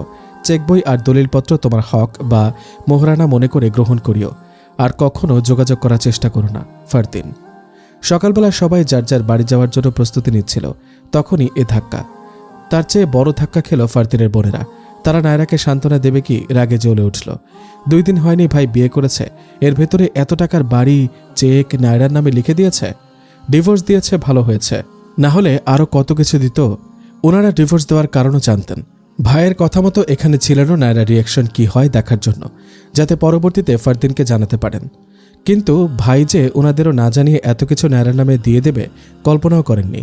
ওকে সান্ত্বনা দেওয়ার জন্য কত কিছু মনে মনে ভেবে রেখেছিলেন, এখন আর কিছুই বললেন না। চুপচাপ দুজনেই বাসা থেকে বেরিয়ে গেলেন। আর নায়রার মা ওর পাশে হাত ধরে বসে থাকলেন। আম্মু, তুমি ভেবো না আমি ভেঙে পড়ব, এটা আল্লাহর হুকুমে ছিল। তকদিরের লিখন তো কেউ খণ্ডন করতে পারে না। পবিত্র কোরআনে আল্লাহ বলেন, এবং অবশ্যই আমি তোমাদের পরীক্ষা করব কিছুটা ভয়, ক্ষুধা, জানমালের ক্ষতি ও ফল ফসল বিনষ্টের মাধ্যমে, তবে সুসংবাদ দাও সবরকারীদের। সূরা বাকারা আয়াত 155। আমি বুঝতে পারছিলাম ফারদিন মনে মনে খিচুড়ি পাকাচ্ছে, তবে এটা করবে ভাবিনি আম্মু। এসব চিন্তা বাদ দেন নায়রা, তবে তো ডিভোর্স পেপারে সাইন করা উচিত হয়নি। সারা ওদের বিদায় দিয়ে এসে নায়রার কথাগুলো শুনে উত্তর দিল, না আপু, যত যাই করি যে চলে যাওয়া সে তো যাবেই, আর জোর করে কোনো সম্পর্কই হয় না। কোন কারণে সে আমাকে সাথে রাখবে? না হবে বাচ্চা, না আমি কোনোদিন সুস্থ হব। ও তো আমার প্রতি সব দায়িত্ব পালন করেছে, আমারও উচিত ওর সিদ্ধান্তকে সম্মান করা। নায়রার বিষয়টা বাতাসের আগে সারার কাছে ছড়িয়ে পড়ল। সবাই বলাবলি করল, নিশ্চয়ই নায়রা ফারদিনের সাথে কোনো কিছু করেছে, কিংবা অতীত কোনো ঘটনা আছে। আজকাল বোরকাওয়ালি মেয়েরাই বেশি খারাপ কাজ করে, যে কারণে ফারদিন তাকে তালাক দিয়েছে। বাড়ির সবাই সহ নায়রা সম্পূর্ণ চুপ হয়ে গেছে। কার কথার জবাব সে দেবে? কি জবাব দেবে? সে যে জবাবহীন এক তামাশার পুতুল হয়ে গেছে। আজ 15 দিন হয়ে গেল ফারদিন চলে গেছে, এর মধ্যে একটিবারও একটা মেসেজ করেনি। ফোন তো দূরে থাক। এত প্রেশারের মধ্যে নায়রা খেয়ালই করেনি এই কয়দিন তার পেট ভরা লাগেনি। আজকাল মাথা শুধু ঘুরে, বমি বমি ভাবও করে, খেতেও ইচ্ছা করে না। সে ভাবল হয়তো অতিরিক্ত চিন্তায় এমন হচ্ছে। এত বড় বাড়িতে সে তার মায়ের সাথে একা একা আছে। সবাই বলেছে বাবার বাড়িতে চলে যাওয়ার জন্য, কিন্তু নায়রার কেন জানি এ বাড়ি ছেড়ে যেতে ইচ্ছা করে না। কিরে, এখানে বসে কি করছিস? ও মা, তুই এই তেঁতুল কোথা থেকে এনেছিস? ইয়া আল্লাহ, ব্লিডিং তো আরো বেড়ে যাবে এত টক খেলে। জানি না, আম্মু টক খেতেই ভালো লাগছে। ও আম্মু, তোমাকে বলাও হয়নি, আমার পিরিয়ড একটু কমেছে, মনে হয় ওষুধে কাজ হচ্ছে। তুই ওষুধ খাচ্ছিস তো ঠিক মতো? আরে আম্মু, এই 15 দিন তো আমি কোনো ঔষধই খাইনি, তবে কমলো কিভাবে? নায়রা অবাক হয়ে মাকে জিজ্ঞেস করলো। কি জানি বাবা, তোর আরও কত কি। চল ভাত খাবি। এই ভর দুপুরবেলা ভাত খাওয়া ছেড়ে কেউ তেঁতুল খায়? নায়রাকে নিয়ে হাঁটতে হাঁটতে বকবক করতে লাগলেন নায়রার মা। কিন্তু খেতে বসে নায়রা এমন বমি শুরু করলো যে উনি ভয় পেয়ে গেলেন। ছোটবেলা থেকে নায়রা বমি করতে প্রচুর ভয় পায়, এমনকি ওর কখনো বমিও হয়নি। লক্ষণগুলো যেন অন্যরকম লাগছে। উনি সেদিনই নায়রাকে জোর করে ওনাদের পূর্ব পরিচিত মহিলা ডাক্তারের কাছে নিয়ে গেলেন। উনি বিভিন্ন চেক আপ করে জানালেন নায়রা মা হতে চলেছে।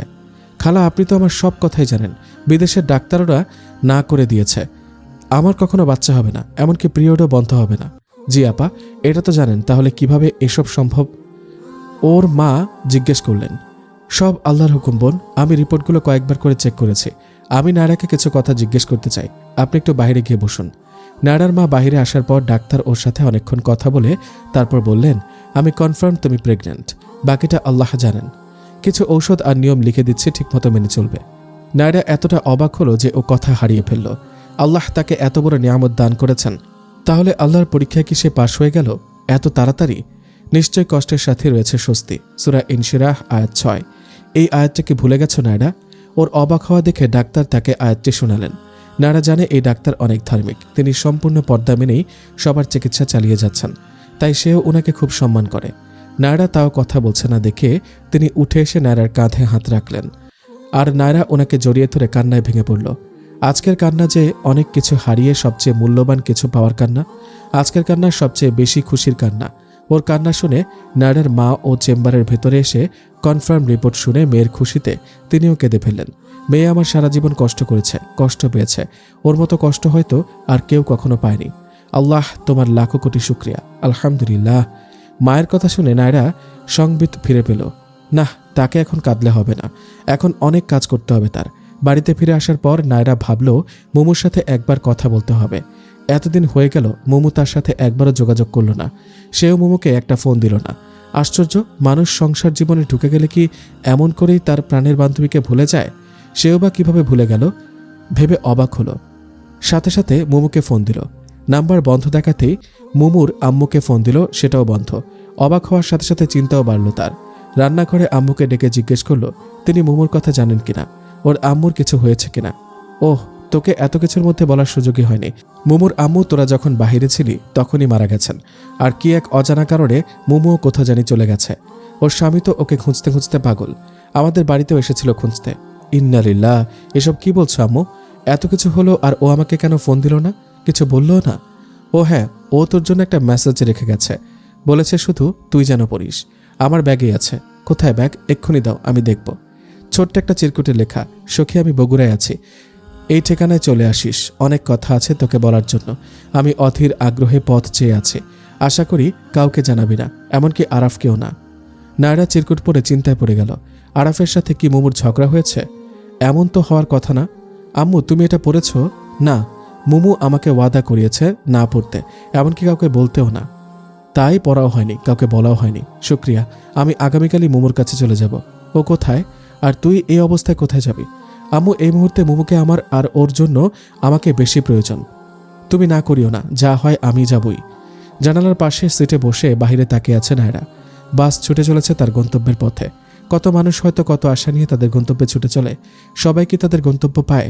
চাইলেই সব আশা পূর্ণ হয় না। এটাই মুমিনের জন্য আল্লাহর পক্ষ থেকে পরীক্ষা।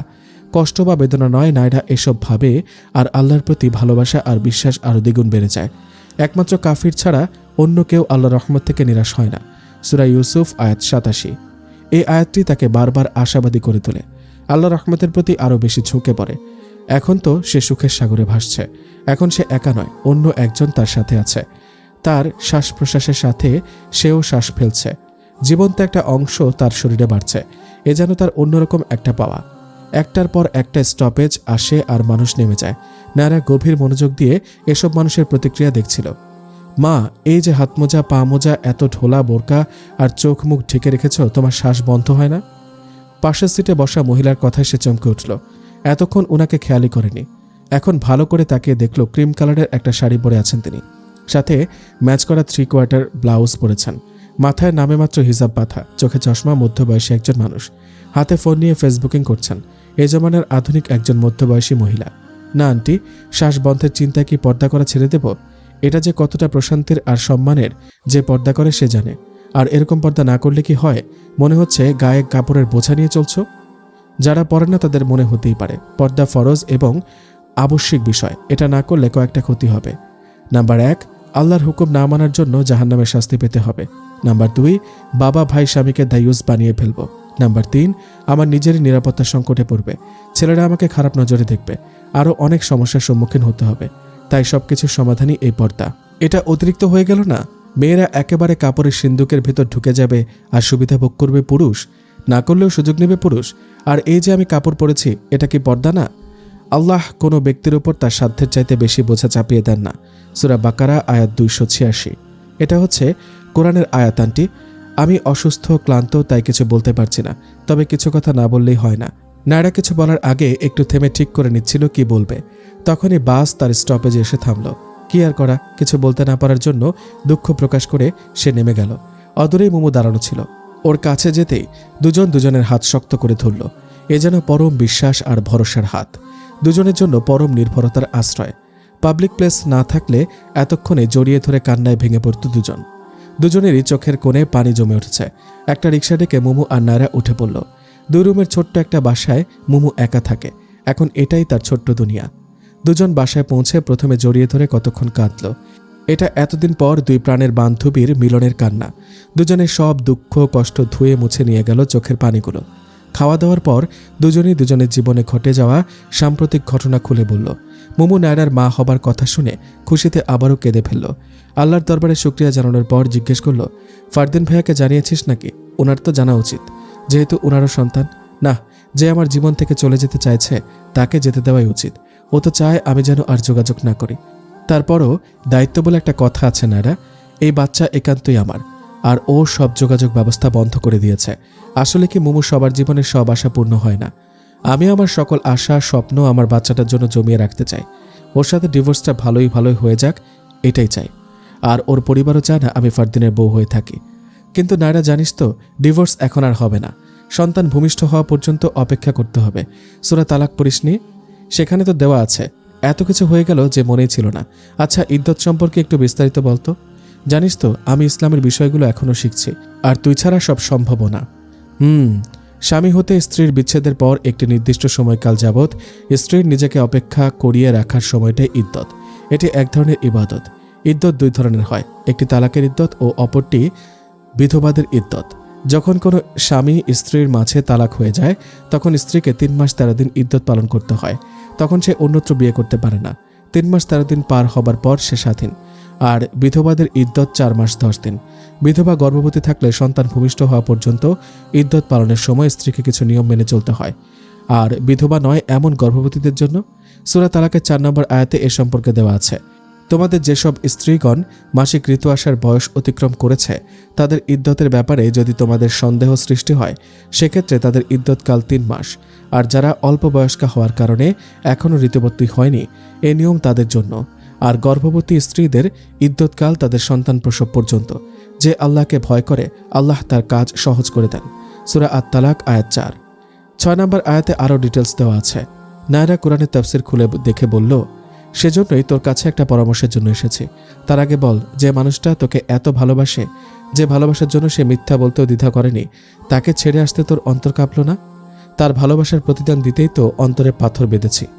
তারও তো একটা আশা স্বপ্ন আছে, সুন্দর একটা জীবনের, একটা বাচ্চার, একটা ভালোবাসার সংসারের। শুধু মুখের ভালোবাসায় কি সব হয় নায়রা? একজন পূর্ণবয়স্ক যুবক বিয়ে করেও তার স্ত্রীকে একটি দিনের জন্য কাছে পাবে না। বিয়ের আরেক নামই তো স্বামী স্ত্রীর শারীরিক মানসিক মিলন। একটা রেখে আরেকটা হয় না। আর আমি বোকা, বুঝতে একটু দেরি হয়ে গেল আর কি। কি বুঝতে দেরি হলো? ওর যদি এইডস হতো তাহলে বিয়ের প্রথম রাতে কি ও চেষ্টা করত? কখনো করতো না। যখন বুঝলো আমি পুরোপুরি অক্ষম, তখন আমি চলে যাওয়ার ভয়ে একটা কঠিন রোগের গল্প ফাঁদল। যেটার জন্য ওকে কখনো আমার কাছে আসতে হবে না, আমিও মানসিক শান্তি পাবো। কিন্তু তা তো হয় না নায়রা। তুই পাশে থেকে ওনাকে আরেকটা বিয়ে করাতে পারতি, ইসলামে তো এটা জায়েজ। আমিও মনে মনে ফারদিনের জন্য এটা ভেবে রেখেছিলাম, ও আমাকে সেই সুযোগটাও দিল না। আমি পাশে থাকলে ও সেটা করবে না, এমনকি আমিও তা সহ্য করতে পারবো না। পরিবারের যে কারো পক্ষ থেকে অশান্তি নেমে আসবে, তাই নীরবে চলে এসেছি। ওকে কিছু শর্ত দিয়ে একটা চিঠি লিখে ঠিকানা দিয়ে এসেছিলাম। হয়তো আমার শর্তগুলো পছন্দ হয়নি, তাই ও আমাকে নিতেও আসেনি। সিদ্ধান্ত নিয়েছি এভাবে জীবন কাটিয়ে দেব। এখন তোর কাজগুলো বল, কি জন্য এসেছিস? আমি চাই ফারদিন যেন কখনো আমার সাথে যোগাযোগ করতে না পারে, তাই আমার ব্যাংক অ্যাকাউন্টটা ক্লোজ করে দেব, যাতে আর টাকা পাঠাতে না পারে। ওর কেনা বাড়িটা আমি ওর বোনদের নামে লিখে দিয়ে তোর কাছে চলে আসব। কোনো একটা স্কুল কিংবা মাদ্রাসায় শিক্ষকতা নেব। দুজনে মিলে আমার অনাগত সন্তানকে মানুষ করব। মুমু মনে মনে সবচেয়ে বেশি খুশি হলেও মুখে বলল, আন্টি তো মানবেন না এখানে আসতে, ওনাদের রেখে কিভাবে আসবি? আর বাড়ি কেন লিখে দিবি? তোর কথা বাদ দিলাম, সন্তানের কি প্রয়োজন না? আমি আমার মোহরানা হিসেবে ব্যাংক থেকে টাকাগুলো তুলে নেব, সেগুলোই আমার সন্তানের ভবিষ্যৎ। আর ওই বাড়িতে আমি শান্তিতে থাকতে পারবো না, কারণ এই বাড়ির জন্য ফারদিনের বোনেরা আমার সাথে ভালোভাবে কথাও বলে না। কারো মনে কষ্ট দিয়ে আমি কিছু হাসিল করতে চাই না। মুমু সন্তুষ্ট মনে নায়রার হাত ধরে বলল, এজন্যই তোকে বান্ধবী বলতে আমার গর্ব হয়। কোনো মানুষ তোর মতো এতটা আত্মত্যাগী হয় না। তা কবে আসছিস? আমার তো তর্স হয়েছে না। সব মিলিয়ে 15 দিন তো লাগবেই। এর ভেতরে তুই আমার জন্য চাকরি দেখ। অবশ্যই পর্দার ব্যবস্থা এবং হালাল থাকতে হবে। তোর কলেজে কি পর্দা মেনটেন করতে পারিস? হ্যাঁ, গার্লস স্কুল, তাই ক্লাসে সমস্যা হয় না। স্যারেরাও আমি আসার পর সব মহিলাদের জন্য আলাদা অফিস রুম করে দিয়েছেন। কিছুদিন পরই সবকিছু গুছিয়ে নায়রা চলে আসলো বান্ধবীর কাছে, আর নায়রার মা চলে গেলেন লন্ডনের স্বামীর কাছে। 5 বছর পর দুজনের সাথে 3 জন মিলে খুব সুখেই দিন চলছে। ছোট্ট রাজকুমারী মোনাকে নিয়ে এখন তাদের দিন কাটে। দুই বান্ধবী তাদের নামের অধ্যাক্ষর দিয়ে ওর নাম রেখেছে মুনা। মুমু এখন স্কুল থেকে কলেজে চাকরি নিয়েছে। একদিন রাতে মুমু খুব বেশি বুকে ব্যথা অনুভব করলো, কিন্তু নায়রাকে কিছু বলল না। পরদিন ও কলেজে ক্লাস করলো বুকে ব্যথা নিয়ে। বিকেলবেলা যখন বাসায় ফিরল তখন আর দাঁড়াতেও পারছে না। মামুনি, তোমার কি হয়েছে? তোমাকে কেউ মেরেছে? আমি তোমার খিমার খুলে দেই। মুনা দৌড়ে এসে মুমুকে জিজ্ঞেস করলো। সে সবসময় মুমুর সাথেই বেশি সময় কাটায়। না মামুনি, লাগবে না, একটু ক্লান্ত আমি। তোমার আম্মুকে বলো 1 গ্লাস পানি এনে দিতে। আচ্ছা, এক্ষুনি বলছি। মুনা গিয়ে নায়রাকে বলার পর নায়রা ওর অবস্থা দেখে উদ্বিগ্ন হয়ে পড়ল। তাড়াতাড়ি পানি খাইয়ে গায়ের বোরকা খুলে দিল। তারপর ডাক্তারকে ফোন করতে চাইলে মুমু না করে দিল। কিন্তু রাতের বেলা মুমুর অবস্থা আরও খারাপ হয়ে গেল। বুকে ব্যথার সাথে সাথে সারা শরীরে শিরশির করতে লাগলো। নায়রা উপায় না দেখে সকাল হতেই জোর করে মুমুকে ডাক্তারের কাছে নিয়ে গেল, কিন্তু ততক্ষণে অনেক দেরি হয়ে গেছে। ডাক্তারের চেম্বারে গিয়ে বসা মাত্রই মুমু জ্ঞান হারিয়ে পড়ে গেল। ডাক্তারের পরামর্শে তাড়াতাড়ি কাছের একটা হাসপাতালে নিয়ে যাওয়া হলো তাকে। ডাক্তাররা চেক আপ করে জানিয়ে দিলেন মুমু স্ট্রোক করেছে। এর চেয়েও খারাপ কিছু হতে পারত। তাড়াতাড়ি নিয়ে আসায় রক্ষা পেয়েছে। বাম পাশে একটু বেশি এফেক্ট করেছে, তাই কি হবে বলা যাচ্ছে না। জ্ঞান ফেরার পর মুমু ঠিকমতো কথা বলতে পারল। এতক্ষণে ওর কথা শুনে মুনা কান্না থামালো, আর নায়রা স্বস্তির নিঃশ্বাস ছাড়ল। ওর যেন আজ মুমুর কোলে না গেলে হবেই না। বেড়ে উঠে মামুনি মামুনি বলে মুমুর বুকের ওপর শুয়ে পড়ল মুনা। তখন মুমু মুনাকে 2 হাত দিয়ে ধরতে গিয়ে আবিষ্কার করলো তার বাম হাত নড়ছে না, বাম পাও না, এমনকি পুরো বাম পাশ অবশ হয়ে গেছে। ও মনে হয় জীবনে এত বড় শক খায়নি, এখন নিজের অবস্থা থেকে যতটা শকড হলো। নায়রাও অবাক হয়ে মুমুর দিকে চেয়ে রয়েছে। এটা যে বাস্তবে ঘটেছে নায়রা বিশ্বাসই করতে পারছে না। মনে হচ্ছে সে একটা দুঃস্বপ্ন দেখছে। কিছুক্ষণ পর ঘুম ভাঙলেই দুঃস্বপ্নটা চলে যাবে। তারা আবার আগের মতো এ ঘর থেকে ও ঘরে লুকোচুরি খেলবে, দুষ্টুমি করবে, একসাথে নামাজ পড়বে। মুনাকে কোলে নিয়ে একজন হেঁটে হেঁটে গল্প শোনাবে আর অন্যজন খাইয়ে দেবে। কিন্তু তা যে হবার নয়, এটা যে কঠিন বাস্তব, আর বাস্তবতাকে কখনো বদলানো যায় না। মুনার কান্নায় নায়রা ভাবনা থেকে ফিরল। মামুনি, তুমি আমাকে ধরছো না কেন? আমাকে কোলে নাও না কেন? ও মামুনি, উঠো না, বাসায় যাব, এখানে ওষুধের গন্ধ। মুনা, মামুনি অসুস্থ, ওকে বিরক্ত করো না, মা আমার কাছে আসো, আমি তোমাকে কোলে নেব। না না না, তুমি মামুনিকে বলো উঠে আমাকে কোলে নিতে, আমি মামুনির কোলে যাব। ওর কান্নায় মুমুও হঠাৎ ডুকরে কেঁদে উঠল। এরকম হবে সে কল্পনাও করেনি। না, তার কাঁদলে হবে না, নিজেকে শক্ত করতে হবে, না হলে নায়রা একেবারে ভেঙে পড়বে। আল্লাহ তো কাউকে সাধ্যাতীত কোনো বোঝা চাপিয়ে দেন না, হয়তো এতেই বড় কোনো কল্যাণ নিহিত। একটা দীর্ঘশ্বাস ছেড়ে মুমু নায়রাকে বলল, নায়রা বাড়ি যা, সকাল থেকে তো কিছুই খাসনি, মুনাকে নিয়ে কিছু খাওয়া, নিজেও রান্না করে খেয়ে আমার জন্য খাবার নিয়ে আসিস। জানিস তো বাইরের খাবার আমি একদম খেতে পারি না। নায়রা চোখের পানি মুছে বলল, তুই একা থাকবি কিভাবে? আরে পাগলি, হসপিটালে কি ডাক্তার নার্সের অভাব? তুই বাসায় যা তো। নায়রা কি ভেবে একজন নার্সকে সার্বক্ষণিক পাহারায় রেখে মুনাকে নিয়ে বাসায় ফিরে আসলো। আজ 5 বছর পর মোবাইলের কন্ট্যাক্ট লিস্ট চেক করে একটা নাম্বার ডায়াল করলো। কিছু কাজ যে বাকি আছে, অনেক আগেই করা উচিত ছিল, কিন্তু করা হয়নি। আসসালামু আলাইকুম, কেমন আছেন? একটা কথা বলার ছিল। ওয়ালাইকুম আসসালাম। আপনাকে তো চিনলাম না, কে বলছেন আপনি? আগে বলুন তো, আপনি কি ওই গিফটটা খুলে দেখেছিলেন? কোন গিফট, আর আপনি কে বলছেন? আপনি মুমুর দেওয়া গিফটটা খুলে না দেখলে এক্ষুনি দেখুন, আর আপনার জীবনে এখনও কেউ না আসলে ওই ঠিকানায় চলে আসুন। মুমুর অবস্থা খুব খারাপ। কি হয়েছে আমার মুমুর? আপনি কে? হ্যালো? হ্যালো? আরাফ বুঝতে পারল না কে ফোন দিল, কিন্তু সে নাম্বার ডায়াল না করে তাড়াতাড়ি গিয়ে গিফট বক্স খুলল। সেখানে একটা চিরকুট লেখা, চলে যেতে বাধ্য হলাম তোমার জন্য, কারণ আমি এতটা স্বার্থপর হতে পারবো না। 2টা শর্ত মানলে নিচের ঠিকানায় চলে এসো। প্রথম শর্ত, তুমি দ্বিতীয় বিয়ে করবে। আমরা 2 বউ একসাথেই থাকবো। তুমি কাউকে কারো চাইতে আলাদা করে দেখতে পারবে না। দ্বিতীয় শর্ত, আমাকে চাকরি করতে দিতে হবে। ঠিকানা হচ্ছে এটা। আরিফ চিরকুট পড়ে কেঁদে ফেলল। নিজের চুল এখন নিজেরই ছিঁড়তে ইচ্ছে করছে। এতদিন থেকে তার মোমো তার জন্য অপেক্ষা করছে, মনে করেছে ইচ্ছা করে সে যায়নি, অথচ ঘরেই মোমোর ঠিকানা রেখে সে তাকে খুঁজতে খুঁজতে রাত দিন সব এক করে ফেলেছে। সে কিভাবে বুঝবে মোমো ছাড়া তার জীবন কতটা শূন্য, কতটা অসহায়? সে কিভাবে মোমোকে রেখে বিয়ে করে জীবনে সুখ পাবে? কিন্তু না, এখন মোমোকে পাওয়ার জন্য সে সবকিছুই করতে রাজি। আগে মোমোকে দেখবে, তারপর ওকে বুঝিয়ে বলে দেবে বিয়ে করা সম্ভব না। অন্য কাউকে সে ভালোবাসতেই পারবে না, হক আদায় করতে পারবে না, কারণ মোমোই যে তার সব। জানালার পাশেই মোমোর কেবিন। সকালের মৃদুমন্দ বাতাস জানালা দিয়ে এসে তার গায়ে লাগছে। আকাশে সোনালি রৌদ্র, রৌদ্রোজ্জ্বল প্রকৃতি তার কাছে সবসময় ভালো লাগে। সকালের সূর্যটা যেমন নতুন দিনের বার্তা নিয়ে আসে, তেমনি তার মনেও একটা আশা প্রতিদিন উদয় হয়। হয়তো আজ তার আরাফ তাকে নিতে আসবে, কিন্তু সন্ধ্যার আস্তাচলের মতো প্রতিদিনকার আশা বিলীন হয়ে যায়। ডাক্তার উঠতে মানা করে দিয়েছেন, তাই সে নায়রার সাহায্যে তায়াম্মুম করে ইশারা নামাজ পড়েছে। এখন মোবাইল ফোনে তেলাওয়াত শুনছে। আজ কেন জানি আরাফের কথা খুব মনে পড়ছে। মনে হচ্ছে ভীষণ বড় একটা ভুল করে ফেলেছে সে। তার এত অভিমান করা ঠিক হয়নি এভাবে ওকে একা ফেলে চলে আসা। আজ এই একাকিত্বে সে বুঝতে পারছে আরাফকে তার কতটা প্রয়োজন। জীবনের এমন একটা অবস্থানে এসে দাঁড়িয়েছে সে, চাইলেই আর পেছনে ফেরা যাবে না। হয়তো এই অভিমানেই আরাফ তাকে নিতে আসেনি, কিন্তু আজ কেন সে এসব ভাবছে? কেন এসব ভুলে ভরা অতীত স্মরণ করছে?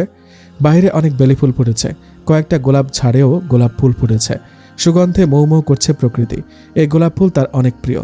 মোমোর নাকে এসে লাগছে বেলি ফুলের সুবাস। প্রায় দিন আরাফ তার খোঁপায় বেলি ফুল খুঁজে দিত। মোমো জানালার দিকে তাকিয়ে এইসব ভাবছিল।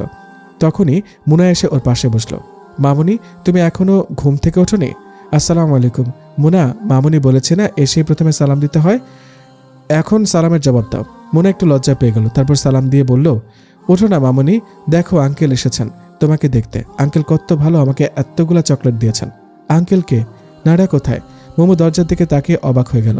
নিজের চোখকে যেন বিশ্বাস করতে পারছে না সে। আরাফ দরজায় দাঁড়িয়ে এক দৃষ্টিতে তার দিকে তাকিয়ে আছে। সেও যেন কথা বলার ভাষা হারিয়ে ফেলেছে।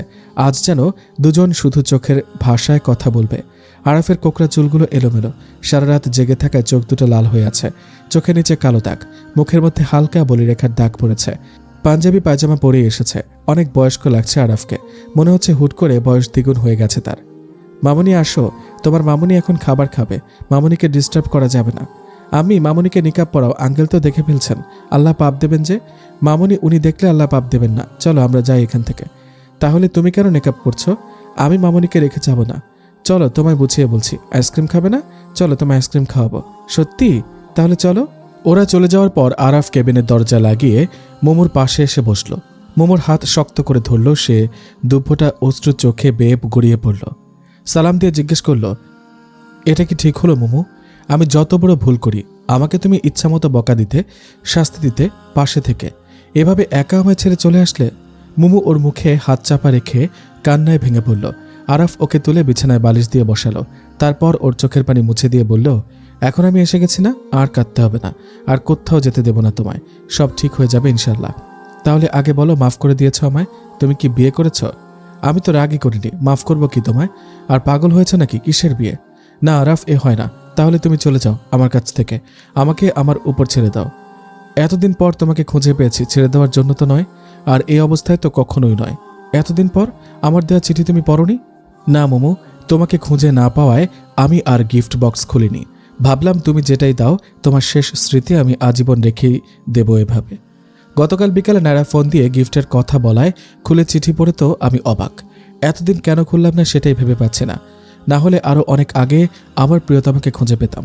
রাতের বাসেই চলে এসেছি। সকালবেলায় বাসায় পৌঁছানোর পর নায়রা আমাকে সবকিছু বলে এখানে নিয়ে আসলো। তুমি শর্তে রাজি না থাকলে এখানে এসেছো কেন? তুমি বুঝতে পারছো না মোমো, সব মেয়ে তোমার মতো মহান নয়। কেউ ঘরে প্রথম বউ থাকা অবস্থায় বিয়ে করবে না, তোমাকেও দেখতে পারবে না। এখন তো আরও আগে তোমাকে টর্চার করবে, হয়তো তোমার বিরুদ্ধে আমার কান ভারী করবে। আমি এসব সহ্য করতে পারবো না মোমো, প্লিজ আমায় চাপ দিও না। আরাফ এমনভাবে কথাগুলো বলল যে মোমো আর কিছু বলতে পারল না। সেও শক্ত করে আরাফের হাত ধরল। কত রাত ঘুমাওনি তুমি? এরকম কেন হয়েছ? আমার টিয়া পাখি আমার কাছে নাই, ঘুম কি হয়? একাকি কত রাত যে নির্ঘুম কাটিয়েছি।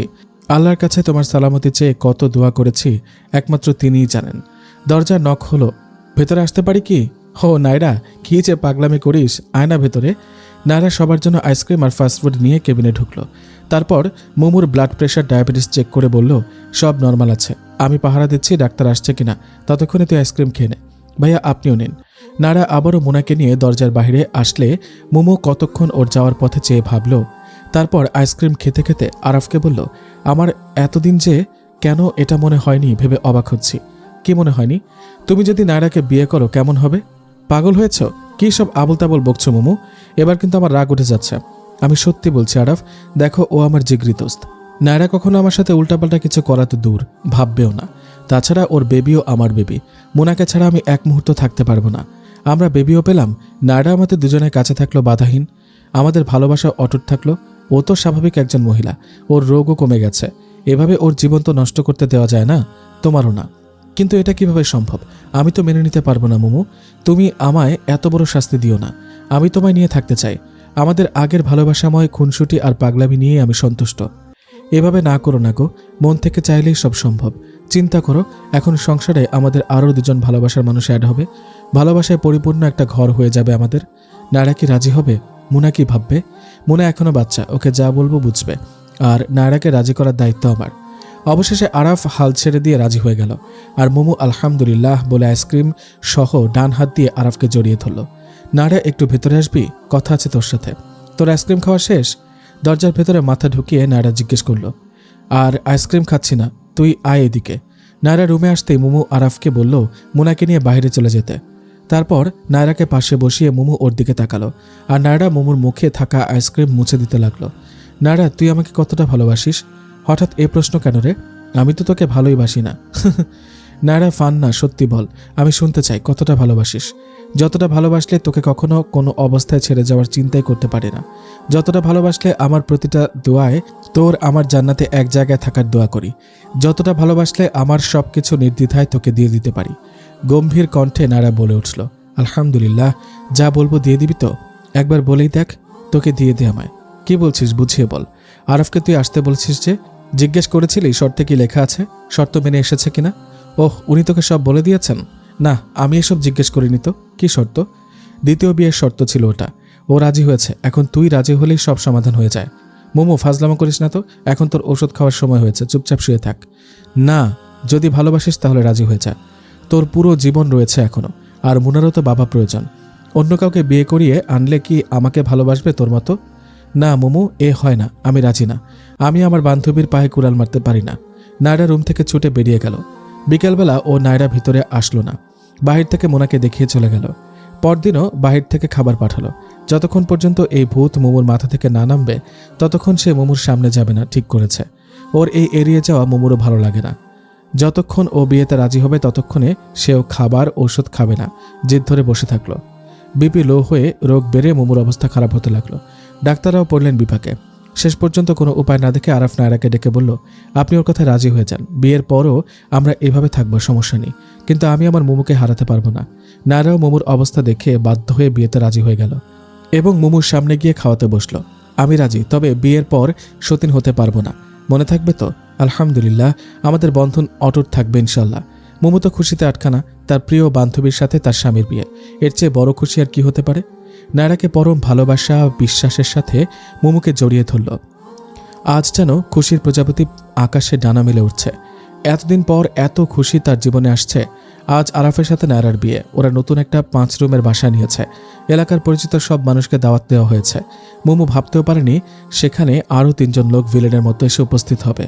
বধূ সাজে বসে আছে নায়রা, আর তাকে এক দৃষ্টিতে তাকিয়ে দেখছে মোমো।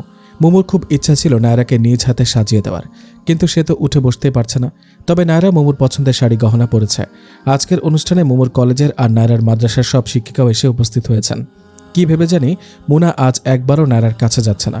সে মোমোর হাত ধরে তার পাশেই বসে আছে। মামুনি, আম্মি কি লাল শাড়ি পরে আমাদের থেকে দূরে চলে যাবে? না মামুনি, আজ তোমার আম্মি আর তোমার ভালো আঙ্কেলের বিয়ে, তাই আম্মি বউ সেজেছে। সে আমাদের সাথে থাকবে, আমাদের ছেড়ে যাবে না। তাহলে তুমিও বউ সাজো না কেন? তুমি কি আঙ্কেলকে দেখতে পারো না? আঙ্কেল তোমায় বকা দিয়েছেন? না আম্মু, আমি তোমার আঙ্কেলের বউ আছি। এখন তোমার আম্মিও বউ হয়ে যাবে। তখন তুমি ওনাকে আব্বু ডাকবে, আর আমরা সবাই সবাইকে আরো বেশি ভালোবাসবো, একসাথে থাকবো। আঙ্কেল তোমায় আরো বেশি বেশি চকলেট খেলনা এনে দেবেন। আঙ্কেল কি আবার চলে যাবেন? আঙ্কেল যাবে কিনা জানা নেই, তবে তুমি আর নায়রা আমাদের সাথে যাচ্ছ নানু আপু। নায়রা আর মেহমানরা সবাই বসে ওদের কথা শুনছিল। হঠাৎ আরেকটা অন্য কণ্ঠের আওয়াজ আসতেই সবাই সেদিকে ফিরে তাকালো। দরজায় নায়রার বাবা মা দাঁড়িয়ে আছেন, তারও পেছনে মোমোর ভাই আর আরাফের বোন। আম্মু আসসালামু আলাইকুম, কেমন আছো আম্মু? ঘরে আসো। নায়রা হাত ধরে ওনাকে ঘরে নিয়ে এলো। ওনার সাথে আরাফের বোন ফাতেমা আর আয়েশাও এসে ঢুকলো। ওর বাবা এবং মোমোর ভাই ভিতরে মহিলা দেখে আর ঘরে ঢুকলেন না। আরাফের কাছে পাশের রুমে গিয়ে বসলেন। আরাফের বোনেরা মোমোর এই করুণ অবস্থা দেখে ওর কাছে বসে কেঁদে ফেলল। আর নায়রার মা আবারও গম্ভীর মুখে নায়রাকে বলে উঠলেন, 5 বছর তো অনেক নাটক করলে, নাটক শেষ হলে বাড়ি চলো। এসব তুমি কি বলছো আম্মু? কিসের নাটক? আর আমি এভাবে মোমোকে একা রেখে কোথায় যাব? এই মেয়েটাকে আমার আগে থেকে সুবিধার মনে হয়নি। ওই তোকে ফারদিনের সাথে ডিভোর্স করিয়েছে, তাই না? ও কোনো সময় তোর সুখ দেখতে পারেনি। এখন আবার তোকে পটিয়ে তোর বাচ্চাকে, তোর সম্পত্তিকে দখল করতে চায়। তাই বিয়ে নামক ফোন দিয়ে এটেছে যাতে বিছানায় শুয়ে বসে আরাম করে খেতে পারে। আম্মু, আমি তোমার কাছ থেকে এ ধরনের কথা আশা করিনি। ঘর ভর্তি মহিলারা অবাক হয়ে ওনার কথা শুনছেন। তিনি সেটা খেয়াল করে নিতান্তই অভদ্রের মতো বলে উঠলেন, আপনারা প্লিজ একটু পাশের রুমে গিয়ে বসুন, আমাদের কিছু কথা আছে। সবাই এসব কথা শুনতেও চাইছিল না, তাই সুযোগ পেয়ে বেরিয়ে গেল। তখন আরাফ, মোমোর ভাই, নায়রার বাবা এসে ঘরে প্রবেশ করলেন। ওনারা বাহিরে দাঁড়িয়ে নায়রার মায়ের কথা শুনছিল। এখন ঘরে ঢুকে মোমোর ভাই রেগে গিয়ে বলে উঠল, খালাম্মা, আপনি যা বলছেন তা কি বুঝে বলছেন? আমার বোন যদি এমন মেয়ে হতো তাহলে কি নিজের স্বামী সংসার ছেড়ে সবার সুখের জন্য এতদিন এভাবে পালিয়ে থেকেছিল? আর এখন এই অবস্থায়ও নিজের সুখ বিবেচনা না করে স্বামীর সুখের কথা চিন্তা করছে? আমিও আপনার নায়রাকে এমন কথা বলতে পারতাম, কিন্তু কোনো বিবেকবান মানুষ এমন বলবে না। দেখো ছেলে, আমি আমার মেয়েকে বোঝাচ্ছি, তুমি এখানে নাক গলিও না। আমিও আমার বোনকে বোঝাতে এসেছি, যা ও করেছে তা ঠিক নয়। কিন্তু আমি কি আপনার মেয়েকে কোনো দোষারোপ বা কিছু বলেছি? আপনি যা বলছেন তা কি ঠিক বলছেন? ঠিক বলেছি। আমার মেয়ে তোমার বোনের জন্য ঠকবে কেন? তুমি তোমার অসুস্থ বোনকে বোঝাও। আমার মেয়ের জীবনে দখলদারি করার কোনো অধিকার তার নেই। আরাফ গিয়ে মোমোর পাশে বসেছিল। বুঝে যাচ্ছে ও কতটা রেগে গেছে। মোমো ওর হাত ধরে কোনো কথা না বলতে নিষেধ করল, কিন্তু নায়রার মা যেভাবে রেগেমেগে কথা শুরু করলেন তাতে ফাতিমা, আয়েশাও রেগে গেল। খালাম্মা, আপনি মুরব্বী মানুষ, এভাবে মুখ খারাপ করে কথা বলবেন না। এই বয়সে আপনার এসব শোভা পায় না। ফাতিমা এতক্ষণ শুনতে শুনতে কথা বলে উঠল, মুখ খারাপের দেখেছ কি? তোমাদের 2 টাকার চাকরিওয়ালা ভাইয়ের কাছে আমি আমার মেয়েকে বিয়ে দেব ভেবেছ? আমি বেঁচে থাকতে তা কখনো হবে না। আম্মু, তুমি চুপ করো। আব্বু, আপনি প্লিজ ওনাকে শান্ত হতে বলুন। এখানে সান্ত্বনার কিছু নেই মা, চল আমরা এখান থেকে চলে যাই। এতদিন যা হওয়ার হয়েছে, এখন তোকে আমরা ভালো জায়গায় বিয়ে দেব। নায়রার বাবা নায়রার হাত ধরে কথাগুলো বললেন। তিনি যেন এক মুহূর্তের জন্য এখানে দাঁড়াতে রাজি না। তোমরা এতটা স্বার্থপর হবে আমার জানা ছিল না। যখন আমি অসুস্থ ছিলাম তখন তো সম্মানের ভয় নানার বাড়িতে পাঠিয়ে দিয়েছিলে। মনে করেছো মাসে মাসে ঔষধ তো কিনে দিচ্ছি, চিকিৎসা আর বাকি খরচ তো পাঠাচ্ছি, আর কি লাগে? এটাই তোমাদের দায়িত্ব ছিল। ভাই বোনেরা কখনো আমার সাথে মিশতে চায়নি। আমার সুখ দুঃখ শেয়ার করার জন্য কখনো কাউকে পাইনি। আমাকে বেঁচে থাকার সঠিক পথ দেখাতে, অনুপ্রেরণা দিতে তখনই মোমো এসেছিল আমার জীবনে। তখন তো তোমরা কেউ ছিলে না। বিয়ে দিলেই কি সব দায়িত্ব শেষ হয়ে যায়? আর যখন ফারদিনও আমাকে না বুঝে চলে গেল, ততদিনে তো মোমোর জীবনে এর চেয়ে বড় ঘটনা ঘটেছে। তাহলে ওকে কি করে তোমরা দায়ী আর লোভী ভাবো? এই মেয়েটা যদি লোভী হতো তাহলে এত কুরবানি দিয়ে আমাকে সতীনের জায়গা দিতে রাজি হতো না। বাহ আম্মু, আজ তুমি বুঝিয়ে দিলে সময়ে মানুষ কতটা পাল্টে যায়। তুই আমাকে জ্ঞান দিতে আসবি না, আমার সাথে এক্ষুনি চল, না হলে আমার মরা মুখ দেখবি। এসব তুমি কি বলছো আম্মু? জানো না এসব কসম খাওয়া, আত্মহত্যা চিন্তা করা মহাপাপ? নায়রা, কম কথা বলে কাপড় গোছাও গিয়ে, আমরা এক্ষুনি রওনা হব। আমরা দুজনেরই এ বিয়েতে মত নেই। আবারও বাবা গম্ভীর মুখে বললেন, আমিও এই বিয়েতে রাজি না। এ ধরনের মানসিকতার মানুষের ঘরে কখনো শান্তি পাওয়া যাবে না। নায়রা বোন আমার, তুমি চলে যাও। মুমুর ভাইও ওনার সুরে সুর মেলালেন। ফাতিমা আয়েশাও একই কথা বলল। নায়রা অসহায়ের মতো মুমুর দিকে তাকিয়ে আছে। ওর গাল বেয়ে তপ্ত অশ্রুধারা প্রবাহিত হচ্ছে, আর মুনা ভীত হরিণীর মতো মুমুকে জাপটে ধরে ওর পাশে শুয়ে রয়েছে। আঁশু ভরা চোখে মুমু নায়রার আম্মুকে বিয়েতে রাজি হয়ে যেতে মিনতি করল, কিন্তু উনিসহ সবাই এক বাক্যে আবারও না করে দিল। মুমু আবার মুখ খুললে আরাফ মুমুর মুখে চাপা দিল। তারপর হাসি মুখে বলে উঠল, আপনারা অনেক বলেছেন, আমার মুমুকেও অনেক গালি দিয়েছেন। এখন কিছু কথা বলে আমি এটা সমাপ্তি ঘটাতে চাই। মনোযোগ দিয়ে শুনুন। মুমু কেমন মেয়ে সেটার ব্যাখ্যা আমি ছাড়া কেউ দিতে পারবে না। ওর সিদ্ধান্তকে আমি বাহাবা দিই, কারণ সব মেয়ে তো পারে না। ওর মুখের দিকে তাকিয়েই আমি এই বিয়েতে রাজি হয়েছিলাম, ওর মনে যদি শান্তি পায় এজন্য। কিন্তু আমি তো দেখেছি এই বিয়েতে শান্তির চেয়ে অশান্তি বেশি হবে। আর নায়রা, বাবা মায়ের অমতে আপনার বিয়ে করা উচিত হবে না। তাছাড়া আমিও এখন আর এই বিয়েতে রাজি না। আরাফ, তুমি এসব কি বলছো? এটা আমার শর্ত ছিল আরাফ। আমারও তো কিছু শর্ত চাওয়া পাওয়া থাকতে পারে মোমো। তোমার উচিত স্বামীর কথা মেনে চলা, এটা ইসলামে বলা আছে। আর এক জীবনে সব সুখ না পেলেই কি নয় মোমো? হয়তো এটার জন্য আল্লাহ আমাদের সর্বোচ্চ প্রতিদান দেবেন। কিন্তু ধরো আমি এরকম, তখন কি তুমি আমায় ছেড়ে চলে যেতে? এ প্রশ্ন আগেও করেছিলাম আমি। কখনো ছেড়ে যেতাম না তোমাকে। আমি দুনিয়াতে এবং জান্নাতে তোমার সাথে থাকতে চাই। জান্নাতের অলিতে গলিতে তোমার হাত ধরে হাঁটতে চাই প্রিয়। ওদের কথা শুনে আয়েশা ফাতিমা একে অপরের দিকে কান্না ভরা চোখে তাকালো। এদের ভালোবাসার গভীরতা এত যে গভীর তা স্বচক্ষে তারা দেখে বিশ্বাসই করতে পারছে না। আর তাদেরই অনুরোধে মোমো আরাফ থেকে দূরে চলে এসেছিল। কখনো আরাফকে সে কথা বলেনি, এমনকি তাদের সাথে নিয়মিত যোগাযোগ রাখলেও একটা দিন আরাফের কথা জিজ্ঞাসা করেনি। এত ভালো একটা মেয়েকে ওরা কৌশলে আরাফের জীবন থেকে সরিয়ে দিতে চেয়েছিল, আর সেই আরাফের কাছেই মুমুই ছিল বেঁচে থাকার সাহারা। আরাফ না করে দেওয়ার পর নায়রা হাসি মুখে তা মেনে নিল। অনেক চেষ্টা করে নিজের মেয়েকে কোলে নিতে পারল না। নায়রা মুনাকে জিজ্ঞেস করল, আম্মু জান, বলো তো তুমি কার কাছে থাকতে চাও? মুনা চোখ বন্ধ করে বলে দিল, মামনির সাথে। ঘর ভর্তি মানুষের সামনে কথাটি বলা অবুঝ শিশুটিও মুমুকে চায়। নায়রা মাকে আর কিছু না বলে মুমুর কোলে মুনাকে তুলে দিয়ে বলল, জীবনে তো তোকে দুঃখ ছাড়া অপমান ছাড়া কিছু দিতে পারলাম না। আমার তরফ থেকে ছোট্ট উপহার হিসেবে মুনাকে রেখে দে সুখী। এ হয় না নায়রা, অবুঝ একটা মেয়েকে তার মা থেকে আমি ছিনিয়ে নিতে পারি না। ওকে তোর কাছে রাখ, কারণ আমি আর ভালো হব কিনা সেটা একমাত্র আল্লাহ জানেন। ওর কথার সুযোগ নিয়ে নায়রার মা মুনাকে কোলে নিয়ে নায়রাকে টানতে টানতে ঘর থেকে বেরিয়ে গেলেন। ওদিকে নায়রা আর মুনা, এদিকে মুমুর কান্নায় আকাশ পাতাল যেন ভারী হলো। পরম সান্ত্বনায় আরাফ মুমুর হাতগুলো জড়িয়ে ধরে চোখের পানি মুছে দিল, আর দুই বোন তাদের দুজনকে সান্ত্বনা দিল। কেঁদো না বোন, আরাফ তোমার কাছে ফিরে এসেছে। আমরাও তোমার এই মহানুভবতা দেখে খুশি হয়েছি, আর তোমার প্রতি কোনো অভিযোগ নেই। আমাদের সাথে বাড়ি চলো। মুমুর ভাইয়ের চোখেও তখন এক ঝলক খুশি খেলে গেল। অভিমানী গলায় মুমু বলল, সব শেষ হয়ে যাওয়ার পর কিছু পাওয়ার আশা যে বৃথা, যে আশা বারবার মনে উঁকি ঝুঁকি দেয়, শেষে কারো না কারোর জন্য তা অঙ্কুরে বিনাশ হয়ে যায়। এভাবে বলতে নেই মুমু, সবকিছুই আল্লাহর হুকুমে ঘটে। ধৈর্য ধরে ভরসা করো মহান রবের ওপর, দেখবে জীবন সহজ হয়ে যাবে। মেহমানরা সবাই খাওয়া দাওয়া শেষ করে যার যার বাড়ি ফিরল। আরাফ বসে মুমুর ভাইয়ের সাথে গল্প করছিল। তখন আয়েশা আর ফাতিমা মুমুর কাছে করজোরে ক্ষমা চেয়ে নিল। আবারও তাদের জীবনে ফিরে যাওয়ার অনুরোধ করল। মুমু কি সব অভিমান ভুলে ফিরে যাবে আরাফের কাছে? তার জীবনের মোড় কি ঘুরবে কখনো? আল্লাহ চাইলে হয়তো আবারও মুমু সুস্থ মানুষের মতো চলতে ফিরতে পারবে। আল্লাহর হুকুম হলে আবারও দুই বান্ধবী এক হবে, হয় দুনিয়াতে নয় জান্নাতে। আজ প্রায় 20 দিন হয়ে গেল মুমু আরাফের সাথে চা বাগানে চলে এসেছে। কয়েকদিন ফাতিমা আয়েশা থেকে তারাও তাদের স্বামীর বাড়ি চলে গেছে। দিনের বেশিরভাগ সময়ই আরাফ মুমুর সাথে কাটায়, বাকি সময় কাজের মেয়ে ওর দেখাশোনা করে। মুমুর শরীরে উন্নতি হুইলচেয়ার পর্যন্ত এসে আটকে গেছে।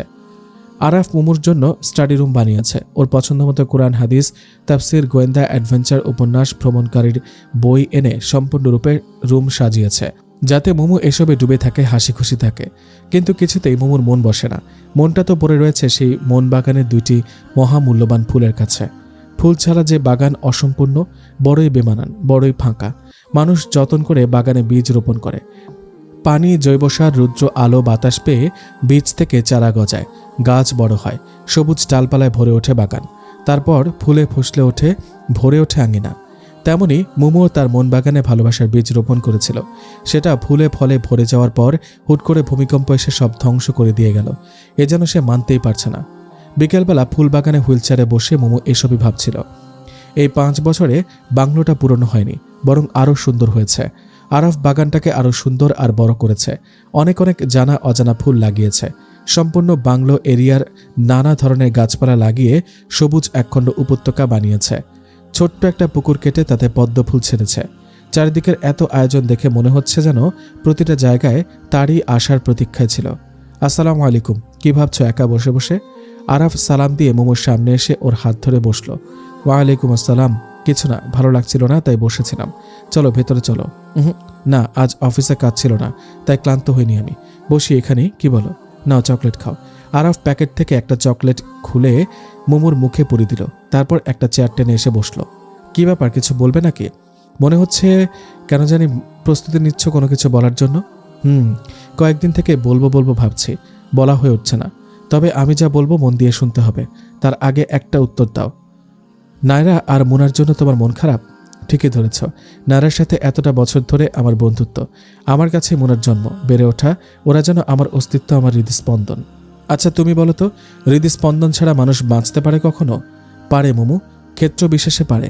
মানুষের হৃদস্পন্দনের সাথে আরও একটা জিনিসও মানুষকে বাঁচিয়ে রাখে, আর তা হলো আশা। কখনো আশা ছিল না, বেঁচে থাকা দুষ্কর হয়ে যাবে। এই যে বাংলোটা দেখছো, এর প্রতিটা কোণা আমি নিজ হাতে সাজিয়েছি। তা একদিনে হয়নি, 5 বছর লেগেছে। বীজ বুনেছি, চারা করেছি, এদের আবার যত্নের সাথে বড় করেছি। সাথে মনের আঙিনায়ও প্রতিদিন আশার বীজ বুনেছি, তুমি আসবে বলে। হঠাৎ করে হতাশা এসে আমায় গ্রাস করত। মনে হতো সব ধ্বংস করে ফেলি, কিন্তু দমে যায়নি। আবারও নতুন সূর্যোদয়ের সাথে সাথে নতুন আশার উদয় হয়েছে। মনে মনে তোমার ভাবনাগুলো কল্পনা করেছে।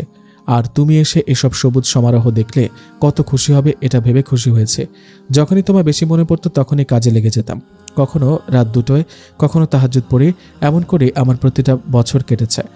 আমি তোমায় আরও বেশি ভালোবেসেছি। আমি এও জানি তুমি আমার থেকে দূরে যাওয়ার একটা কারণ আছে। বলো না সে কারণ কি? এত ভালোবাসো আমায়। কারণটা কখনো তুমি জিজ্ঞেস করো না আরাফ, বলতে পারবো না। মোমোর চোখ দিয়ে টপ টপ করে পানি ছুটছে। ভালোবাসা মনের খোরাক। শরীর যেমন খাবার ছাড়া বাঁচতে পারে না, তেমনি মনের খোরাক না থাকলে মানুষের জীবন অর্থহীন হয়ে যায়। এই ভালোবাসায়ও অনেক রকমের রয়েছে। স্বামী স্ত্রীর পবিত্র ভালোবাসা, মা বাবার ভালোবাসা, ভাই বোনের ভালোবাসা, মা সন্তানের কিংবা বন্ধুত্বের ভালোবাসা। এগুলো পবিত্র এবং সুন্দর বন্ধন। আর এই বন্ধনগুলো ঠিকই থাকে, বেঁচে থাকে বিশ্বাস, ভরসা আর আশার ওপর। বিশ্বাস রাখো মোমো, একদিন সবকিছুই আল্লাহ ফিরিয়ে দেবেন। একটা আশা তো পূরণ হলো না আমার, তুমি বিয়ে করলে না। কথায় আছে না, ভোগে নয় ত্যাগেই প্রকৃত সুখ। তাই ভালোবাসা আর বিয়ে মানেই শারীরিক সুখ নয়। সবাই যদি বুঝতো তাহলে ঘরে ঘরে ঝগড়া, ছাড়াছাড়ি, অবৈধ প্রেম আর জারদ সন্তানের আধিপত্য হতো না। ভালোবাসা হচ্ছে দুজন পরস্পরকে বোঝা, মনের সুখ দুঃখ চাওয়া পাওয়াগুলো ভাগাভাগি করা, একই ছাতার নিচে পরম ভালোবাসায় বসবাস করা। একজন কাঁদলে অপরজন যেন তার জল মুছে দেয়, একজন খুশি হলে অপরজনও যেন খুশি হয়ে যায়। মৃত্যুর পরেও যেন দুজন একসাথে জান্নাতে যাওয়ার আশা রাখে। এটাই প্রকৃত ভালোবাসা। এ ভালোবাসা অসীম। আমি তোমাকে এই অসীম ভালোবাসা দিতে চাই মোমো। তুমি, আমি আল্লাহর জন্য একে অপরকে ভালোবেসে ধৈর্য ধরব। আল্লাহ আমাদের ওপর খুশি হবেন, কারণ এটাই হয়তো আমাদের জন্য নির্ধারিত ছিল। আল্লাহ যার জন্য যা নির্ধারিত তাকে তার প্রাপ্য দান করেন। আজ তুমি এত কথা কেন বলছো? বলছি এ কারণে, তোমার মন খারাপ দেখলে আমার সহ্য হয় না। ঘরে ফিরে তো তোমার কাছেই আসি শান্তিতে কথা বলার জন্য। কিন্তু তুমি যদি মন খারাপ করে এইভাবে থাকো, ভালো লাগে বলো? চলো খাওয়া শেষ করে গিয়ে। পরদিন আরাফ দুপুরে তাড়াতাড়ি ঘরে ফিরল, মুখে খুশির ঝলক। কিন্তু এসে দেখলো মোমো গোমরা মুখে বসে আছে। তোমাকে একটা খুশির সংবাদ দেব, আগে গোমরা মুখ ঠিক করো। আর এমন করবো না, সরি। কি খুশি সংবাদ বলো না? কতদিন থেকে এ ঘরে কোনো খুশির সংবাদ আসেনি মহারানী। এখন এ ঘরে শুধু খুশিই থাকবে ইনশাল্লাহ। ক্ষুধা পেয়েছে, জলদি ঘরে চলো। আরাফ হুইল চেয়ার ঠেলে মোমোকে নিয়ে ঘরে ঢুকলো। তারপর নিজ হাতে টেবিলে খাবার সাজিয়ে মোমোকে খাইয়ে দিতে লাগলো। মোমো ওর মুখে খাবার তুলে দিল। জানো মোমো, এটাই ভালোবাসা। আমি এই ভালোবাসা নিয়ে সন্তুষ্ট থাকতে চাই। তবে তোমার স্বপ্ন পূরণ হতে যাচ্ছে খুব শীঘ্রই। তুমি চেয়েছিলে না তোমার একটা বাচ্চা হোক, এখন সেটাও পূরণ হয়ে যাবে। সত্যি বলছো? কিভাবে? জলদি বলো প্লিজ।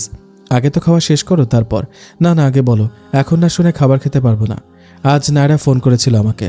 ওর অন্য জায়গায় বিয়ে হয়ে যাচ্ছে। বর ডিভোর্সি মেয়ে বিয়ে করতে রাজি, তবে সন্তান সহ নয়। তাই ওর বাবা মা চিন্তায় পড়ে গেছেন কি করবেন। মুনাও তোমার জন্য প্রচুর কান্নাকাটি করে, কারো কাছে যায় না। নায়রা তাদের বলেছে বিয়েতে রাজি হবে এক শর্তে, যদি মুনাকে তোমার কাছে দেওয়া হয়। ওনারা তো মুনাকে এখন ঝামেলা মনে করছেনই, তাই খুশি মনে রাজি হয়ে গেছেন। আগামীকাল নায়রা মোনাকে নিয়ে আমাদের বাড়ি আসবে। আলহামদুলিল্লাহ বলে মোমো খুশিতে কেঁদে ফেলল। আজ আর আমার খাওয়া হবে না, আমি মুনাকে না দেখা পর্যন্ত শান্তি পাবো না। আরফ জানে আপনজন হারানোর বেদনা, তাই সে আর কিছু বলল না। মোমোকে রুমে নিয়ে শুয়ে দিল। পরদিন নায়রা যখন মুনাকে নিয়ে আসলো, তখন তাদের খুশি দেখে আরাফও খুশিতে কেঁদে ফেলল। এতদিন পর তাদের মিলন হয়েছে, তাই সে তাদের একা রেখে রান্নাঘরে চলে গেল নাস্তা বানাতে। মোমো আর নায়রা দুজনকে জড়িয়ে ধরে অনেক কাঁদল। তুমি কাঁদছ কেন আম্মি? মামনিকে ছেড়ে আবার চলে যাবে? আমি যাব না, আপু ভালো না, তোমায় শুধু বকা দেয় আর নামাজ পড়ে না। ছি মামনি, এসব বলতে নেই, উনি তোমার বড়, আমাদেরও বড়, তাই ওনার দোষ ধরতে নেই, আল্লাহ পাপ দেবেন। উনি এত পচা কেন মামনি? তুমি কত ভালো, আমি তোমাকে ছেড়ে কোথাও যাব না। আম্মি তুমিও আর যাবে না? না মুনা, আম্মির কিছু কাজ আছে অনেক দূরে, তাই আম্মিকে যেতে হবে। তুমি তোমার মামনির কাছে থাকতে পারবে না একা একা? মামনি অসুস্থ, মামনির পাশে থাকবে, গল্প করবে, পানি এনে দেবে। আমি থাকবো, আমি মামনির কাছে থাকবো। তুমি আমার জন্য অনেকগুলো চকলেট নিয়ে এসো। আরাফ নাস্তা নিয়ে মাথা নিচু করে ঘরে ঢুকলো। সে আবার বেরিয়ে যেতে চাইলে নায়রা ডাক দিল, আরাফ ভাই বাকি সব ব্যবস্থা করেছেন? উকিল কখন আসবে? আব্বুরও তো এসে যাওয়ার কথা। আমি ফোন দিয়েছি, ওনারা আসতে আর 5 মিনিট লাগবে, ততক্ষণে আপনারা নাস্তা করুন। কিসের উকিল নায়রা? এসব কি বলছো তোমরা? মোমোর প্রশ্নে নায়রা একবার মুনার দিকে আবার মোমোর দিকে তাকালো। মুনা তার মতো করে খেলছে। কণ্ঠস্বর একটু নিচু করে বলল, বরকে আমি বলেছিলাম আমি বিয়েতে রাজি হব, যদি আপনি বলেন আপনি মুনাকে নিতে চান না। বর আমার শর্তে রাজি হয়ে যাওয়ায় মুনাকে তোর কাছে নিয়ে আসলাম, কিন্তু এমনি রেখে গেলে আম্মু আবারও কিছু করতে পারে, তাই উকিল এনে একেবারে কোর্টের মাধ্যমে ওকে তোর কাছে দিতে চাই। তুই কেন আমার জন্য এমন করছিস নায়রা? চলো চলো চোখে মোমো জানতে চাইল। সখী, এটা আমার ভালোবাসার বন্ধুত্বের উপহার। সারা জীবন তো তুই শুধু দিয়েই গেলি, আমারও তো কিছু দায়িত্ব আছে তাই না? আর মুনাও তো তোকেই বেশি চায়। আরে কাঁদছিস কেন পাগলি? আমি জানি আমার মুনা তোর কাছে অনেক ভালো থাকবে। তুই ওকে ইসলামিক শিক্ষায়, আদর্শ শিক্ষায় শিক্ষিত করে তুলবি। আমি এতেই সবচেয়ে বেশি খুশি হব। আমি তো তোকে সবসময় আমার পাশে রাখতে চেয়েছিলাম, আমার বোন, আমার বান্ধবী, আমারই ভালোবাসার সতীন করে। বাইরে মানুষের কথার আওয়াজ শুনে ওরা কথা বন্ধ করে দিল। একসময় সব আনুষ্ঠানিকতা শেষ হয়ে গেল। নায়রা মুনাকে ধরে আদর করে মোমোর কাছ থেকে বিদায় নিল। মোমো নিজেই অবাক হয়ে গেল, নায়রা এত শক্ত হলো কি করে? এক ফোঁটা চোখের পানি ফেলল না।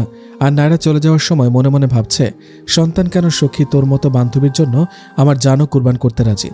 দুদিন পর মুনার অজান্তেই নায়রার বিয়ে হয়ে গেল। একসময় নায়রা তার নতুন স্বামীর সাথে দেশের বাহিরেও চলে গেল। সুখে চলছিল মুমুর সংসার। মুমু আর আরাফ মুনাকে পেয়ে অনেক বেশি প্রাণবন্ত হয়ে উঠেছে। সারাদিন মুনার সাথে খেলা, ওর খাবার, ওর দুষ্টামি দুজনকে যেন মাতিয়ে রাখে। আরাফ বুঝল, সত্যি ভালোবাসার বন্ধনকে আরও গাঢ় করার জন্য সন্তান থাকা খুবই জরুরি। একদিন সকালবেলা আরাফ, মুমু আর মুনা দুজনকে খাইয়ে অফিসে চলে গেছে। আজ কাজের মেয়েটা আসবে না, তাই সব কাজ সেরে আরাফ মুমুকে হুইল চেয়ারে বসিয়ে মুনাকে খেলনা দিয়ে চলে গেছে। মুমু এখন 2 হাতে নাড়াতে পারে, তাই হুইল চেয়ার নিয়ে একা কিছু কিছু চলতে ফিরতে পারে। মুনা খেলতে খেলতে রান্নাঘরে চলে গেল। সেখানে স্টোর রুমে একটা বোতল পেয়ে সেটা নিয়ে খেলতে গিয়ে বোতল ভেঙে মুনার পা অনেক জায়গায় কেটে গেল। এমন এক অবস্থা, রক্তে সমস্ত ফ্লোর ভেসে যেতে লাগলো। মুনা, মুনা মামুনি তুমি কোথায়? কোনো আওয়াজ না পেয়ে সে রান্নাঘরে এসে ঢুকে মুনার এমন অবস্থা দেখে মোমো বাকশক্তিহীন দিশেহারা হয়ে গেল।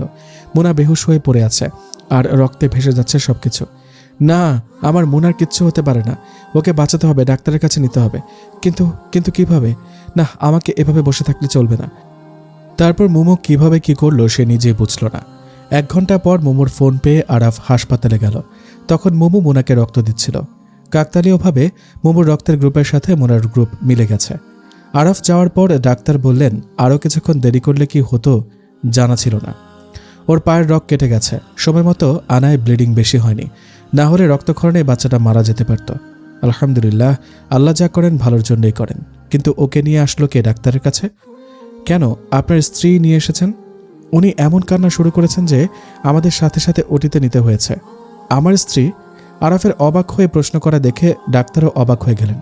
উনি আপনার স্ত্রী না? দুজন দরজার বাইরে কথা বলছিলেন। ভেতরে ডাক্তার যখন আঙুল নির্দেশ করলেন, তখন দেখল মোমো উঠে হেঁটে মুনার বেডে যাচ্ছে। আশ্চর্য, এটা কি করে সম্ভব? এ আমি কি দেখছি? মোমো, তুমি হাঁটতে পারছো? মোমো আরাফকে দেখে তার দিকে এগিয়ে আসলো। আলহামদুলিল্লাহ, ওকে বাঁচানোর জন্য কখন হুইলচেয়ার থেকে উঠে হাসপাতালে এসেছি বলতে পারবো না। পরে যখন দেখলাম নিজের পায়ে দাঁড়িয়ে আছে, আমি নিজেই অবাক হয়ে গেছি। হ্যাঁ, এটাই মায়ের ভালোবাসা। মা তার সন্তানের জন্য নিজের জীবনও বাজি রাখতে পারে। আপনাদের সন্তান খুব ভাগ্যবান যে আপনাদের মতো বাবা মা পেয়েছে। আমাদের সন্তান? হ্যাঁ, আমাদেরই তো, তাই না মোমো? আমাদের সন্তান। ও শুধু আমাদের মোনা। চলো ওর কাছে যাই। দুজন হাসি মুখে হাত ধরে মোনার বেডের দিকে এগিয়ে গেল। আজ যেন তাদের ভালোবাসা পরিপূর্ণ হয়েছে। শিকলমুক্ত হয়ে ভালোবাসার পাখিটি আজ এত বছর পর ডানা মেলে উড়ে চলেছে ভালোবাসার রাজ্যে। আর সেই রাজ্যের বাসিন্দা শুধু আরাফ, মোমো আর মোনা।